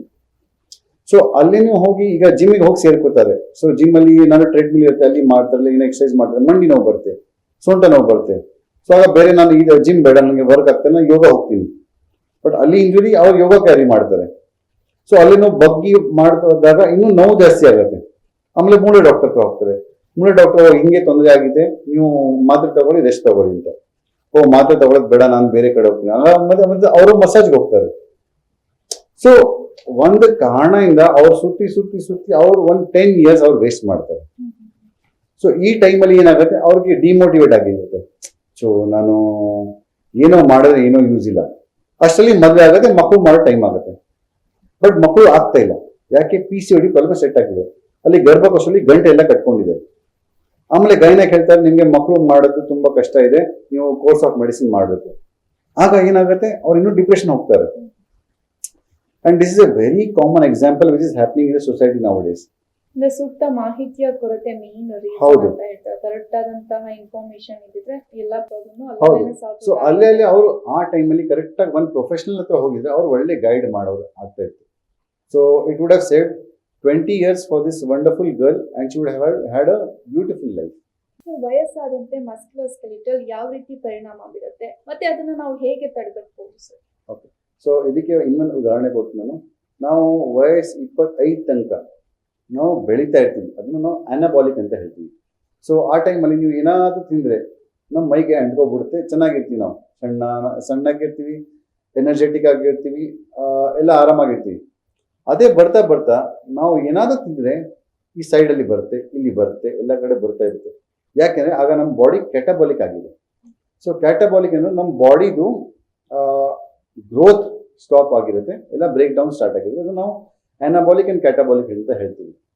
ಸೊ ಒಂದು ಅರ್ಥ ಮಾಡ್ಕೊಳ್ಳಿ, ಮಸಲ್ಸ್ ನಮ್ಮ ದೇಹದಲ್ಲಿ ಇರೋದು ಬಹಳ ಇಂಪಾರ್ಟೆಂಟು. ಮಸಲ್ಸ್ ಎಷ್ಟಿರುತ್ತೆ, ನಿಮ್ಮ ಮಾಂಸಖಂಡಗಳು ಎಷ್ಟಿರುತ್ತೆ ನಿಮ್ಮ ದೇಹಕ್ಕೆ, ಅಷ್ಟು ನೀವು ಚೆನ್ನಾಗೆ ನಿಮಗೆ ಸ್ಟ್ರೆಂತ್ ಬರುತ್ತೆ. ಸೆಕೆಂಡ್, ನೀವು ಎಷ್ಟು ಇದು ಸ್ಟ್ರೆಂತ್ ಬರ್ತಿದ್ರೆ ನಿಮ್ಮ ಮೆಟಬಾಲಿಸಮ್ ಬಂದು ಚೆನ್ನಾಗಿರುತ್ತೆ. ಥರ್ಡ್ ಬಂದು ಮಸಲ್ಸ್ ಚೆನ್ನಾಗಿರುವಾಗ ನೀವು ಜಾಸ್ತಿ ನೀವು ಯಂಗ್ ಆಗಿರ್ತೀವಿ. ಸೊ ಮತ್ತೆ ಇನ್ನೊಂದು, ಈ ಮಸಲ್ಸ್ ಬೆಳೆಯೋದು ಕಾರಣ ಒಂದು ರೆಸಿಸ್ಟೆನ್ಸ್ ಎಕ್ಸಸೈಸ್, ಸೆಕೆಂಡ್ ಬಂದು ಆಹಾರ, ಥರ್ಡ್ ಬಂದು ರೆಸ್ಟ್. ಈ 3 ಫ್ಯಾಕ್ಟರ್ಸ್ ನಮಗೆ ಇರಬೇಕು. ಇದು ಟ್ರೈಪಾಡ್ ಇದ್ದಂಗೆ, ಆಟೋ ರಿಕ್ಷಾ ಇದ್ದಂಗೆ. ಸೊ 3 ಚಕ್ರ ಇರುತ್ತೆ ಆಟೋ ರಿಕ್ಷಾಗೆ, ಅದೇ ಥರ ಈ 3 ಫ್ಯಾಕ್ಟರ್ಸ್ ಇರಬೇಕು. ಯಾವುದಾದ್ರೂ ಒಂದಿಲ್ಲ ಅಂದರೆ ನಮಗೆ ಗ್ರೋತ್ ಕಾಣಲ್ಲ. ಮತ್ತೆ ಇದಕ್ಕೆ ಮೇನ್ ಕಾರಣ ಅಂದರೆ ನಾವು ಆಸ್ ಏಜ್ ಪ್ರೋಗ್ರೆಸಸ್ ನಮಗೆ ಸ್ಟ್ರೆಂತ್ ಕಮ್ಮಿ ಆಗುತ್ತೆ. ಸೊ ಸ್ಟ್ರೆಂತ್ ಕಮ್ಮಿ ಆಗೋದು ಕಾರಣನೇ ಇದೆ, ನಾವು ಫಸ್ಟ್ ಆಫ್ ಆಲ್ ಚೆನ್ನಾಗಿ ಆಹಾರ ತಗೊಳ್ಳಲ್ಲ.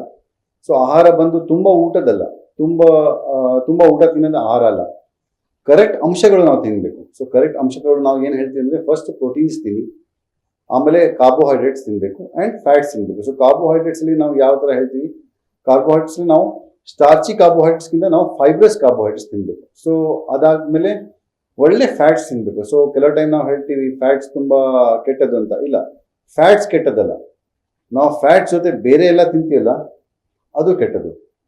ಹಾಗಾಗಿ ವಿಟಮಿನ್ಸ್ ಇರುತ್ತೆ, ಮಿನರಲ್ಸ್ ಇದೆ ಆ್ಯಂಡ್ ಆಂಟಿ ಆಕ್ಸಿಡೆಂಟ್ಸ್, ಇದು ಆಹಾರದಲ್ಲಿ ಎಲ್ಲ ಇರಬೇಕು. ಸೊ ಇದು ಹಿರಿಯವರು ಹಳೆ ಕಾಲದಲ್ಲಿ ಎಲೆ ಊಟ ಮಾಡೋದು, ಇಲ್ಲ ಏನಾದರೂ ಒಂದು ನಮ್ಮ ಮನೆಯಲ್ಲಿ ಪದಾರ್ಥ ನಾವು ಅಡುಗೆ ಮಾಡಿರೋದು, ಅದೆಲ್ಲ ಎಲ್ಲ ಇತ್ತು. But as we are progressing in our technology, ಇಲ್ಲ ಏನಾದರೂ ನಮ್ಮ ದಿನಚರಣೆಯಲ್ಲಿ ನಾವು ಹೇಗೆ ಬೆಳೀತಾ ಇದ್ದೀವಿ, ಅವೆಲ್ಲ ನಾವು ಬಿಟ್ಟು ಈಗ we are going for more processed food. So process food ತಿಂದಾಗ ಏನಾಗುತ್ತೆ, because of the treatment of heat, ಇಲ್ಲ ಆರ್ಟಿಫಿಷಿಯಲ್ ಕೆಮಿಕಲ್ಸ್ ಆಫ್ ಫ್ಲೇವರಿಂಗ್, ಎಲ್ಲ ಈ ಅಂಶಗಳು ಸತ್ತೋಗಿದೆ. ಸೊ ಆಗ ನಮ್ಮ ಬಾಡಿಗೆ ಅದು ನ್ಯೂಟ್ರಿಷನ್ ಸಿಗ್ತಾಯಿಲ್ಲ. ಸೊ ಹಾಗಾಗಿ ನಮಗೆ ಈ ಮಸಲ್ಸ್ ಬೆಳೆಯೋದು, ಇಲ್ಲ ಈ ತೊಂದರೆ, ಹಾರ್ಮೋನಿಂದ ತೊಂದರೆ ಆಗೋದು ಜಾಸ್ತಿ ಆಗ್ತಾ ಇದೆ. ಓಕೆ, ನೀವು ಹೇಳಿದ್ರಿ ನಾವ್ ಏನ್ ತಿಂತೀವಿ ಅನ್ನೋದು ಮುಖ್ಯವಲ್ಲ, ನಾವು ತಿನ್ನೋ ಆಹಾರದಲ್ಲಿ ಎಷ್ಟು ಪ್ರೋಟೀನ್ ಇದೆ, ಎಷ್ಟು ಕಾರ್ಬೋಹೈಡ್ರೇಟ್ಸ್ ಇದೆ ಅನ್ನೋದು ಮುಖ್ಯ ಅಂತ ತಿಳಿಸ್ಕೊಟ್ರಿ ಸರ್. ಇವಾಗ ಮುಂದುವರೆದು ನಾನು ನಿಮ್ಗೆ ಮಾತಾಡಿಸ್ತಾ ಹೋದ್ರೆ, ಈ ಏನು ಮಧ್ಯ ವಯಸ್ಕರಲ್ಲಿ ಸೊಂಟ ನೋವು ಅನ್ನೋದು ತುಂಬಾ ಜಾಸ್ತಿ ಆಗ್ತಿದೆ, ರೀಸನ್ ಏನು? ನೋಡಿ, ಸೊಂಟ ನೋವು ಬರಕ್ಕೆ ಒಂದು 300 ಕಾರಣ ಗೊತ್ತಿರೋದು. ಸೊ ಇದು ಸುಮ್ಮನೆ ಮಸಲ್ ಸ್ಪ್ಯಾಸಮ್ ಇಂದ ಹಿಡಿದು ಕ್ಯಾನ್ಸರ್ ತನಕನೂ ಇರ್ಬೋದು, ಇಲ್ಲ ಕಿಡ್ನಿ ಪೇನ್ ಬಂದ್ರೇನೋ ಸೊಂಟ ನೋವು ಬರುತ್ತೆ. ಬಟ್ ಮೋಸ್ಟ್ ಪ್ರಾಬ್ಲಮ್ ಆಗ್ತಾ ಇರೋದು ನಮ್ಮದು ದಿನಾಚರಣೆಯಲ್ಲಿ ನಾವು ಹೆಂಗೆ ವ್ಯವಹಾರ ಮಾಡ್ತಾ ಇದ್ದೀವಿ, ನಮ್ಮ ಪಾಶ್ಚರಿಂದ. ಸೊ ಪಾಶ್ಚರ್ ಅಂದರೆ ಸೊಟ್ಟ ಕೂರೋದು, ಇಲ್ಲ ನಾವು ಬಗ್ಗಿ ಕೆಲಸ ಮಾಡೋದು, ಇಲ್ಲ ನಾವು ಒಂದು ಕಡೆ ನಾವು ಇಲ್ಲಿ ಫ್ಲೆಕ್ಸಿಬಿಲಿಟಿ ಚೆನ್ನಾಗಿಲ್ಲ, ಇಲ್ಲ ಮಸಲ್ ಟೈಟ್ ಆಗುತ್ತೆ. ಸೊ ಇದೆಲ್ಲ ಸೇರಿ ಸೇರಿ ಸೇರಿ ನಮಗೆ ಬೆನ್ನೋವು ಸ್ಟಾರ್ಟ್ ಆಗೋದು. ಸರ್ ಇವಾಗ ಏನಂತಂದ್ರೆ, ಈಗ ಮನೇಲಿರುವಂತ ಮಹಿಳೆಯರು, ಈಗ ಹೌಸ್ ವೈಫ್ ಅಂತಾನೆ ತಗೊಳ್ಬಹುದು, ಅವ್ರೇನ್ ಹೇಳ್ತಾರೆ, ಏನಾದ್ರು ಸಿಂಪಲ್ ಎಕ್ಸರ್ಸೈಸ್ ಮಾಡಿ, ನಾನು ಬೆಳಗ್ಗೆಯಿಂದ ಸಂಜೆವರೆಗೂ ಮನೇಲಿ ಕೆಲಸ ಮಾಡಿನೇ ಸಾಕಾಗುತ್ತೆ, ಅದೇ ಒಂದು ಎಕ್ಸರ್ಸೈಸ್ ಅನ್ನೋ ಮೆಂಟಾಲಿಟಿ ಇರುತ್ತೆ ಅವ್ರಿಗೆ, ಅಂತವ್ರಿಗೆ ಏನ್ ಹೇಳ್ತೀರಾ? ಇದು ನನಗೆ ಬಹಳ common question and most challenging question in our fitness ಇಂಡಸ್ಟ್ರಿನ ಹೇಳ್ಬೋದು. ಸೊ ಅಂತ ನಮಗೆ ಸುಮಾರು ಜನ ಕೇಳ್ತಾರೆ, ನಾವು ಕೇಳ್ತೀವಿ ನೀವು ಫಿಟ್ನೆಸ್ ಮಾಡ್ತೀರಾ? ಅವರು ಎಸ್ಪೆಷಲಿ ಲೇಡೀಸ್ ಹೇಳ್ತಾರೆ ಇಲ್ಲ ಸರ್ ಮನೆಯಿಂದ ನಾನು ಎಲ್ಲ ಕಸ ಗುಡಿಸಿ ಎಲ್ಲ ಮಾಡಿ ಅಡಿಗೆ ಮಾಡಿ ಪಾತ್ರೆ ತೊಳ್ದು ಬಟ್ಟೆ ಒಗ್ದು ಎಲ್ಲ ಕೆಲಸ ಮಾಡ್ತೀನಿ. ಸೊ ನಾನು ಒಂದೇ ಕೇಳ್ತೇವೆ, ಹಾಗಾಗಿ ನಮ್ಮ ಮನೇಲಿ ಬರೋದು ಆಳುಗಳು ಅವರೆಲ್ಲ ಒಳ್ಳೆ ಫಿಸಿಕ್ ಇರ್ಬೇಕಲ್ಲ. ಸೊ ಅದೇ ನಾನು ಸ್ಟಾರ್ಟಿಂಗ್ ಅಲ್ಲಿ ಹೇಳ್ದಂಗೆ ಎಕ್ಸಸೈಸ್ ಬಂದು ನಮ್ಮ ಬ್ಯಾಂಕ್ ಅಲ್ಲಿ ದುಡ್ಡು ಜಮಾ ಮಾಡ್ದಂಗೆ ಕೆಲಸ ಮಾಡೋದು ಬ್ಯಾಂಕಿನ ದುಡ್ಡು ತೆಗಿಯಂಗೆ. ಸೊ ಬರೀ ನಾವು ಬ್ಯಾಂಕಿಂದ ದುಡ್ಡು ತೆಗೀತಾ ಇದ್ದರೆ ಅಲ್ಲಿ ಬ್ಯಾಂಕ್ ಬ್ಯಾಲೆನ್ಸ್ 0 ಆಗುತ್ತೆ. ಸೊ ಎಕ್ಸಸೈಸ್ ನೀವು ಸ್ಟ್ರೆಂತ್ ಎಷ್ಟು ಚೆನ್ನಾಗಿ ಮೇಂಟೈನ್ ಮಾಡ್ತೀರಾ ಅಷ್ಟು ನಿಮ್ದು ಕ್ಷಮತಾ ಜಾಸ್ತಿ ಆಗುತ್ತೆ ಕೆಲಸ ಮಾಡೋದು. ಅಂದ್ರೆ ಸ್ಟ್ರೆಚಸ್ ಇಂಪಾರ್ಟೆಂಟ್. ಈಗ ನಾವ್ ಏನೇ ಮನೇಲಿ ಕೆಲಸ ಮಾಡಿದ್ರು stretching exercise. See stretching is one part of exercise. Stretching is ಮಾಂಸಗಳನ್ನ ನಾವು ಎಳೆಯೋದು ಇಲ್ಲ ಉದ್ದ ಮಾಡೋದು. ಸೊ ಒಂದು ರಬ್ಬರ್ ಬ್ಯಾಂಡ್ ತಗೊಂಡು ನಾನು ಉದ್ದ ಮಾಡಿದ್ರೆ ಅದಕ್ಕೆ ಸ್ಟ್ರೆಂತ್ ಬರಲ್ಲ, ಅದು ಉದ್ದ ಆಗುತ್ತೆ. ಸೊ ತುಂಬಾ ಫ್ಲೆಕ್ಸಿಬಲ್ ಇಟ್ಕೊಂಡು ಫ್ಲೆಕ್ಸಿಬಿಲಿಟಿ ಬೇರೆ ಸ್ಟ್ರೆಂತ್ ಬೇರೆ, ನಾವು ಇದು ಎರಡನ್ನ ನಾನು ಮ್ಯಾಚ್ ಮಾಡಬೇಕು. ಸೊ ಯಾವ ತರ ಬ್ಯಾಲೆನ್ಸ್ ಮಾಡ್ಬೋದು ಸರ್? ಮನೆಯಲ್ಲಿರುವಂತಹ ಮಹಿಳೆಯರು ಯಾವ ತರ ಎಕ್ಸರ್ಸೈಸ್ ಮಾಡ್ಬೇಕು ಸಿಂಪಲ್ ಆಗಿ ಹೇಳಿ ಸರ್. ಸೊ ಒಂದು ಸಿಂಪಲ್ ಎಕ್ಸಾಂಪಲ್ ಕೊಡ್ತೀನಿ. ಮನೆಯಲ್ಲಿ ಇರೋರು ಲೇಡೀಸ್ ಉಪ್ಪಿಟ್ಟು ತುಂಬಾ ಚೆನ್ನಾಗಿ ಮಾಡ್ತಾರೆ, ತುಂಬಾ ರುಚಿಯಾಗಿ ಮಾಡ್ತಾರೆ. ಎಲ್ಲ ಮನೆಯಲ್ಲಿ ಒಂದು ಚೆನ್ನಾಗಿ ಮಾಡ್ತಾರೆ. ನನಗೆ ಬರಲ್ಲ, ಏನಕ್ಕೆ ನನ್ನದು ಕೆಲಸ ಇಲ್ಲ. ಬಟ್ ಅವ್ರಿಗೆ ಗೊತ್ತು ಚೆನ್ನಾಗಿ ಉಪ್ಪಿಟ್ಟು ಮಾಡೋದು. ಸೊ ಹೇಳೋದೇನಂದ್ರೆ ಅವ್ರಿಗೆ ಉಪ್ಪಿಟ್ಟು ಮಾಡೋದು ಬರುತ್ತೆ because that is there job. I know exercise ಏನ್ ಮಾಡಬೇಕು. ಸೊ ನೀವು ಏನಾದ್ರೂ ಒಂದು ಎಕ್ಸಸೈಸ್ ಕಲಿಬೇಕು, ನೀವು ಒಂದು ಪ್ರೊಫೆಷನಲ್ ಹತ್ರ ಹೋಗ್ಬೇಕು. ಸೊ ಪ್ರೊಫೆಷನಲ್ ನಿಮ್ಗೆ ನಿಮ್ ದೇಹಕ್ಕೆ ನಿಮ್ ಕೆಪಾಸಿಟಿಗೆ ಏನ್ ಎಕ್ಸಸೈಸ್ ಬೇಕು ಅದು ಕರೆಕ್ಟ್ ಆಗಿ ಹೇಳ್ಕೊಡ್ತಾರೆ. ಸೊ ಸುಮಾರು ನಾನು ಟೈಮ್ ನೋಡ್ತೀನಿ, ಕೆಲವರು ಲೇಡೀಸು ಟಿವಿಲಿ ನೋಡ್ಕೊಂಡು ಎಕ್ಸಸೈಸ್ ಮಾಡ್ತಾರೆ. ಸೋಷಿಯಲ್ ಮೀಡಿಯಲ್ಲಿ ನೋಡ್ತಾರೆ, ಇಲ್ಲ ಜಂಪಿಂಗ್ ಮಾಡ್ತಾರೆ. ಅದು ತುಂಬಾ ಒಳ್ಳೇದು. ಏನಕ್ಕಂದ್ರೆ ಅವ್ರಿಗೆ ಇಂಜುರಿ ಆಗಿ ಆಮೇಲೆ ನಮ್ಮ ಹತ್ರ ಬರ್ತಾರೆ ಫಿಸಿಯೋಥೆರಪಿಗೆ. ಸೊ ಒಂಥರ ಇವು ಇನ್ಫ್ಲೂಯೆನ್ಸರ್ಸ್ಗೆ ನಾನು ಥ್ಯಾಂಕ್ ಯು ಹೇಳ್ಬೇಕು. ನನ್ನ ಬಿಸ್ನೆಸ್ ಬೆಳೆಯಕ್ಕೆ ಇವರೇ ಒಂದು ಕಾರಣ.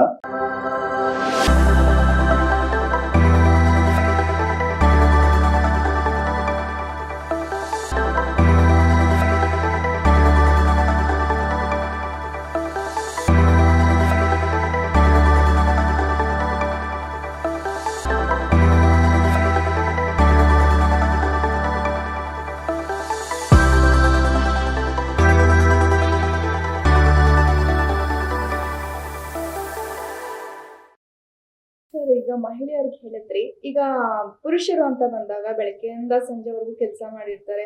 ಏನಾದ್ರೂ ಮನೆಯಲ್ಲಿ ಸಿಂಪಲ್ ಆಗಿ ವಾಕ್ ಮಾಡಿ ಅದ್ ಮಾಡಿ ಅಂತ ಅಂದಾಗ ಕಾಮನ್ ಆಗಿ ಜನ್ಸ್ ಹೇಳೋದಂದ್ರೆ ಬೆಳಗ್ಗೆಯಿಂದ ಕೆಲಸ ಮಾಡಿದೀನಿ ಅಲ್ಲೇ ಸಾಕಾಗಿರುತ್ತೆ. ಈಗ ಫಾರ್ ಎಕ್ಸಾಂಪಲ್ ಸಿಸ್ಟಮ್ ಮುಂದೆ ಕೂತು ಅಲ್ಲೇ ಸಾಕಾಗಿರುತ್ತೆ. ಬಟ್ ಕೆಲವೊಬ್ರು ಈಗ ಹಾರ್ಡ್ ವರ್ಕ್ ಮಾಡೋರು ಇರ್ತಾರೆ. ಈಗ ಸಿಮೆಂಟ್ ಕೆಲಸ ಮಾಡೋದಿರ್ಬೋದು ಅಥವಾ ಮೂಟೆ ಹೊರೋದಿರ್ಬೋದು, ಅವ್ರದೊಂಥರ ವೇಟ್ ಲಿಫ್ಟಿಂಗ್ ತರಾನೇ ಅದನ್ನು. ಸೊ ಅಂತವ್ರು ಕೂಡ ಎಕ್ಸರ್ಸೈಸ್ ಮಾಡ್ಬೇಕಾ ಸರ್? ಸೊ ನೋಡಿ, ಒಂದು ಅಂಥವ್ರಿಗೆ ಕಾಯಿಲೆನೇ ಬರಲ್ಲ. ನಾನು ಫಸ್ಟ್ ಹೇಳೋದು ಏನಕ್ಕಂದ್ರೆ ಅವರು ಚೆನ್ನಾಗಿ ದೇಹನ ಬಗ್ಸ್ತಾರೆ. ಅವ್ರಿಗೆ ತುಂಬಾ ದುಡ್ಡಿಲ್ಲ ಅಂದ್ರೂ ಅವ್ರು ಕರೆಕ್ಟ್ ಆಹಾರ ಏನೇನ್ ಬೇಕು ಅಷ್ಟೇ ತಿಂತಾರೆ. ಅದು ಆಹಾರ ಅವ್ರು ಕರಗಿಸ್ತಾರೆ ಚೆನ್ನಾಗಿ, ಮತ್ತೆ ಅವ್ರು ಚೆನ್ನಾಗಿ ನಿದ್ದೆ ಮಾಡ್ತಾರೆ. ಸೊ ಅವ್ರಿಗೆ ಆ ಬಾಸ್ ಟೆನ್ಷನ್ ಇರಲ್ಲ, ಇಲ್ಲ ಆಂಗ್ಸೈಟಿ ಇರಲ್ಲ, ಇಲ್ಲ ಡೆಡ್ ಲೈನ್ ಇರಲ್ಲ, ಏನಿಲ್ಲ. ಅವ್ರಷ್ಟು ನೆಮ್ಮದಿ ಲೈಫ್ ಯಾರಿಗೂ ಇಲ್ಲ. ನಾವು ಹೆಚ್ಚು ದೇಹಕ್ಕೆ ಶ್ರಮ ಕೊಟ್ಟಷ್ಟು ನಾವು ಆರಾಮಾಗಿ ನಿದ್ದೆ ಮಾಡ್ಬೋದು. ಅವಾಗ ನಾವು ಮೆಂಟಲಿ ಗುಡ್ ಅಂತ, ಹೆಲ್ತ್ ಕೂಡ ಗುಡ್ ಇರುತ್ತೆ ಅಂತ ಹೇಳ್ತೀರಾ? ಹೌದು, ಖಂಡಿತ. ನಿದ್ದೆ is one of the most important factors for good health. ನಾವು ನಿದ್ದೆ ಯಾಕೆ ಕಳ್ಕೊತಾ ಇದೀವಿ ಅಂದ್ರೆ ನಾವು ನಾಳೆದು ಯೋಚನೆ ಮಾಡ್ಕೊಂಡು ನಾಳೆ ಏನಾಗೋದಿಲ್ಲ. ಬಟ್ ನಾನು ಒಂದೇ ಹೇಳೋದು, ನಾಳೆ ಎದ್ದೊಳ್ತೀರಂತ ಏನ್ ಗ್ಯಾರಂಟಿ? ಸೊ ಅದಕ್ಕೆ ನೀವು ಚೆನ್ನಾಗಿ ನಿದ್ದೆ ಮಾಡಿ ಆರಾಮಾಗಿರಿ. ನಾಳೆ ಏನಾಗೋದು ಅದು ನೋಡೋಣ. ಅಂದ್ರೆ ಒಂದು ಹೋಪ್ಸ್ ಇರುತ್ತಲ್ವಾ ಸರ್? ಈಗ ಇವಾಗ ನಾಳೆ ಎದ್ದೇ ಹೇಳ್ತೀವಿ ಅನ್ಕೊಂಡು ನಾಳೆದೂ ಕೂಡ ಪ್ಲಾನ್ ಹಾಕೊಂಡಿರೋ ಇರ್ತಾರೆ. ನೀವು ಕೂಡ ನಾಳೆಗೆ ಏನಾದ್ರು ಶೆಡ್ಯೂಲ್ ಮಾಡಿರ್ತೀರಾ? ಹೌದೌದು. ನಾನು ಹೇಳೋದು ಅಂದ್ರೆ ಶೆಡ್ಯೂಲ್ ಇದ್ದೇ ಇರುತ್ತೆ. ಬಟ್ ನಾಳೆ ಏನಾಗ್ಬೇಕು ಅಂದ್ರೆ ನಾನು ಇವತ್ತು ನಿದ್ದೆ ಕಳ್ಕೊಂಡ್ರೆ ಅದು ಯೂಸ್ ಇಲ್ಲ. ಸೊ ಒಂದು ನಮ್ದು ಎಷ್ಟು ಕೈ ಚಾಚಬಹುದು ಅಂದ್ರೆ ಅಷ್ಟು ನಮ್ಮ ಆಸೆ ಇದೆ, ಅಷ್ಟು ನೀವು ಕೈ ಚಾಚಿ ಅಂತಾನೆ ಹೇಳೋದು. ಎಷ್ಟು ಬೇಕು ಅಷ್ಟು ಮಾಡಿ. ಅತಿ ಆಸೆ ಪಡ್ಕೊಂಡು ನಿದ್ದೆ ಕಳ್ಕೊಂಡು ಆರೋಗ್ಯ ಕಳ್ಕೊಂಡು ಆ ಬರೋದ್ ಸುಖನ ನಾವು ಅನುಭವಿಸಿಲ್ಲ ಅಂದ್ರೆ ಏನೋ ಪ್ರಯೋಜನ ಇಲ್ಲ. ಈಗ ಹಾರ್ಡ್ ವರ್ಕ್ ಮಾಡೋರಿಗೆ ಫಿಸಿಯೋಥೆರಪಿ ರಿಕ್ವೈರ್ಮೆಂಟ್ಸ್ ಇರಲ್ಲ. ಈಗ ಫಾರ್ ಎಕ್ಸಾಂಪಲ್ ಈ IT ಕಂಪ್ನಿಯಲ್ಲಿ ಇರ್ಬೋದು ಅಥವಾ ಸಿಸ್ಟಮ್ ಮುಂದೆ ಎನಿ ಟೈಮ್ ಕೂತಿರ್ತಾರೆ, ಇಂಥವ್ರಿಗೆ ಫಿಸಿಯೋಥೆರಪಿ ರಿಕ್ವೈರ್ಮೆಂಟ್ಸ್ ಇರುತ್ತಲ್ಲ ಸರ್? ಅವ್ರು ಅಲ್ಲಿಗೂ ಕೂಡ ಬರಲ್ಲ. ಅವ್ರಿಗೆ ಯಾವಾಗ ಬರ್ತಾರೆ ಅಂದ್ರೆ ಅವ್ರಿಗೆ ಬೆನ್ನೋವು ತುಂಬಾ ಜಾಸ್ತಿ ಆದಾಗ. ಸೊ ಅಲ್ಲಿವರೆಗೂ ಅದ್ರ ಬಗ್ಗೆ ಏನು ಒಂದು ನಾಲೆಡ್ಜ್ ಇರಲ್ಲ, ಮಾಹಿತಿ ಇರಲ್ಲ. ಅಂಥವ್ರು ಮನೆಯಲ್ಲೇ ಯಾವ ತರ ಎಕ್ಸರ್ಸೈಸ್ ಮಾಡ್ಕೋಬೇಕು, ಅಥವಾ ಕಂಪಲ್ಸರಿ ಅವರು ಫಿಸಿಯೋಥೆರಪಿಗೆ ಒಂದು ಮಾಹಿತಿಯನ್ನ ಕಲೆಕ್ಟ್ ಮಾಡ್ಕೋಬೇಕಾ, ಹೇಗೆ ಅವರು? ಸೊ ಇದಕ್ಕೆ ಒಂದೇ ನಾನು ಹೇಳ್ತೀನಿ ಅಂದ್ರೆ, ನೋಡಿ, ಇನ್ ದಿ ಎಂಡ್ ನೀವು ಏನಾದ್ರು ಎಷ್ಟಾದ್ರೂ ಕೆಲಸ ಮಾಡಿ ಏನಾದ್ರು ಮಾಡಿ, ಫಸ್ಟ್ ನಿಮ್ ದೇಹ ನೋಡ್ಕೊಳ್ಳೋಕೆ ಇಲ್ಲ ದೇಹ ಕಾಪಾಡ್ಕೊಳ್ಳೋಕೆ ಫಸ್ಟ್ ಕಲೀಲಿ, ಆಯ್ತಾ? ಸೊ ಡೇ ಅಲ್ಲಿ ಟೈಮೇ ಸಿಗಲ್ಲ ಅಂತ ನಾನು ಇದು ಒಪ್ಕೊಳ್ಳಲ್ಲ. ಬಿಕಾಸ್ ಪ್ರತಿಯೊಬ್ಬರು ಒಂದು ಅರ್ಧ ಗಂಟೆ ಆದರೂ ಮಿನಿಮಮ್ ಸೋಷಿಯಲ್ ಮೀಡಿಯಲ್ಲಿ ಸ್ಪೆಂಡ್ ಮಾಡ್ತಾರೆ. ಅದು ಯೂಟ್ಯೂಬ್ ಇರಲಿ ಇಲ್ಲ ಇನ್ಸ್ಟಾಗ್ರಾಮ್ ಇರಲಿ. ಸೊ ನಾವು ಏನಾಗ್ತದೆ, ನಾವು ಅದ್ರ ಮೇಲೆ ನಾವು ಡಿಪೆಂಡ್ ಆಗ್ತದೆ ನಮ್ಗೆ ಖುಷಿ ಆಗಲಿ ಅಂತ. ಬಟ್ ಖುಷಿ ಎಲ್ಲಿ ಆಗ್ಬೇಕು, ನಮ್ಮ ದೇಹನ ನಾನು ಕಾಪಾಡಿಕೊಂಡ್ರೆ ಅದು ನಮ್ಗೆ ಖುಷಿ ಆಗಬೇಕು. ಸೊ ನಾನೇನು ಹೇಳಿದ್ರು, ಒಂದು 10 ಮಿನಿಟ್ಸ್ ಮೆಡಿಟೇಷನ್ ಮಾಡಿ, ಅಟ್ಲೀಸ್ಟ್ ಹಾಫ್ ಆನ್ ಅವರ್ ನೀವು ಎಕ್ಸಸೈಸ್ ಮಾಡಬೇಕು. ಸೊ ಎಕ್ಸಸೈಸ್ ಯಾವ ಥರ ಮಾಡಬೇಕು, ಮನೆಯಲ್ಲಿ ಪ್ರತಿಯೊಬ್ಬರು ಜಿಮ್ ಹೋಗಬೇಕು ಅಂತ ಎಲ್ಲೋ ಇಲ್ಲ ಪ್ರತಿಯೊಂದು ನಾನು ಸೈಕ್ಲಿಂಗ್ ಹೋಗ್ತೀನಿ, ಸ್ವಿಮ್ಮಿಂಗ್ ಹೋಗ್ತೀನಿ, ಅದೆಲ್ಲ ಬೇಕಾಗಿಲ್ಲ. ಮನೆಯಲ್ಲಿ ಒಂದು ರೂಟೀನ್ ಮಾಡ್ಬೋದು. ನೀವು ಒಂದು ಬೇಸಿಕ್ ಎಕ್ವಿಪ್ಮೆಂಟ್ ತಗೊಂಡು ಬರ್ಬೋದು. ಬಟ್ ಅದನ್ನು ನಾನು ನೋಡಿದ್ದೀನಿ, ಸುಮಾರು ಏನಾಗುತ್ತೆ, ಇವರೆಲ್ಲ ಜೋಶಲ್ಲಿ ಹೋಗ್ತಾರೆ, ಒಂದು ಟ್ರೆಡ್ಮಿಲ್ ತಗೋತಾರೆ. ಟ್ರೆಡ್ಮಿಲ್ ತಗೊಂಡು ಒಂದು 30-40 ಸಾವಿರ ಟ್ರೆಡ್ಮಿಲ್ ತಗೋತಾರೆ. ಆಮೇಲೆ ಫಸ್ಟ್ ಮಂತ್ ಚೆನ್ನಾಗಿ ಆ ಕಾಲು ನೋವು ಬರೋ ತನಕ ಮಾಡ್ತಾರೆ. ಆಮೇಲೆ ಏನಾಗುತ್ತೆ, ಆಮೇಲೆ ಒಂದಿನ ಸ್ವಲ್ಪ ಇವತ್ತು ತುಂಬ ಓಡಿದ್ದೀನಿ ಅಂತ ಫುಲ್ಲು ತುಂಬ ಓಡಿದ್ದೀನಿ ಸಾಕು, ಒಂದು ಸ್ವಲ್ಪ ದಿನ ಬ್ರೇಕ್ ತಗೋದಿಂದ. ಆಮೇಲೆ ಒಂದಿನ ಆಲ್ಟರ್ನೇಟಿವ್ ಸ್ಟಾರ್ಟ್ ಮಾಡಿದ್ದಾರೆ. ಆಲ್ಟರ್ನೇಟಿವ್ ಮಾಡಿ ಆಮೇಲೆ ಒಂದಿನ ಅದ್ರ ಮೇಲೆ ಒಂದು ಟವಲ್ ಒಣಗುತ್ತೆ. ಆಮೇಲೆ ಟವಲ್ ಒಣಗದ್ಮೇಲೆ ಅದ್ರ ಮೇಲೆ ಒಂದು ಜಾಗ ಇಲ್ಲ, ಅದಕ್ಕೆ ಇನ್ನೊಂದು ಏನಾದ್ರು ಒಂದು ವಸ್ತು ಇಡ್ತಾರೆ. ಮತ್ತೆ ಆ ಥರ ಜಾಗ ತಗೋದಿಂದ ಆಮೇಲೆ ಅದು ಒಂದು ಮಡ್ಚಿ ಇನ್ನೊಂದು ಕಡೆ ಇಟ್ಬಿಡ್ತಾರೆ. ಯಾವಾಗ ಮಡ್ಚಿ ಇಡ್ತಾರಲ್ಲ ಅದು ಸ್ಟಾರ್ಟ್ ಧೂಳು ಹಿಡಿಯುತ್ತೆ. ಆಮೇಲೆ ಹಬ್ಬ ಬರುತ್ತೆ, ದಸರಾ ಹಬ್ಬ ಬರುತ್ತೆ. ಮನೇಲಿ ಧೂಳು ಹಿಡಿತಾ ಇದೆ, ಯಾರಾದ್ರೂ ಕೊಟ್ಬಿಡಿ. ಆಮೇಲೆ ಒಂದಿನ ಅವರು OLX-ಅಲ್ಲಿ ಮಾರಕ್ಕೆ ನೋಡ್ತಾರೆ. ಸೊ OLX-ಅಲ್ಲಿ ಹಾಕ್ತಾರೆ, sparingly used treadmill for sale ಅಂತ. 40 ಸಾವಿರ ತಗೊಂಡಿರ್ತಾರೆ, ಒಂದು 30 ಸಾವಿರಕ್ಕೆ ಹಾಕ್ತಾರೆ. ಅದನ್ನು ಸೇಲ್ ಆಗಲ್ಲ.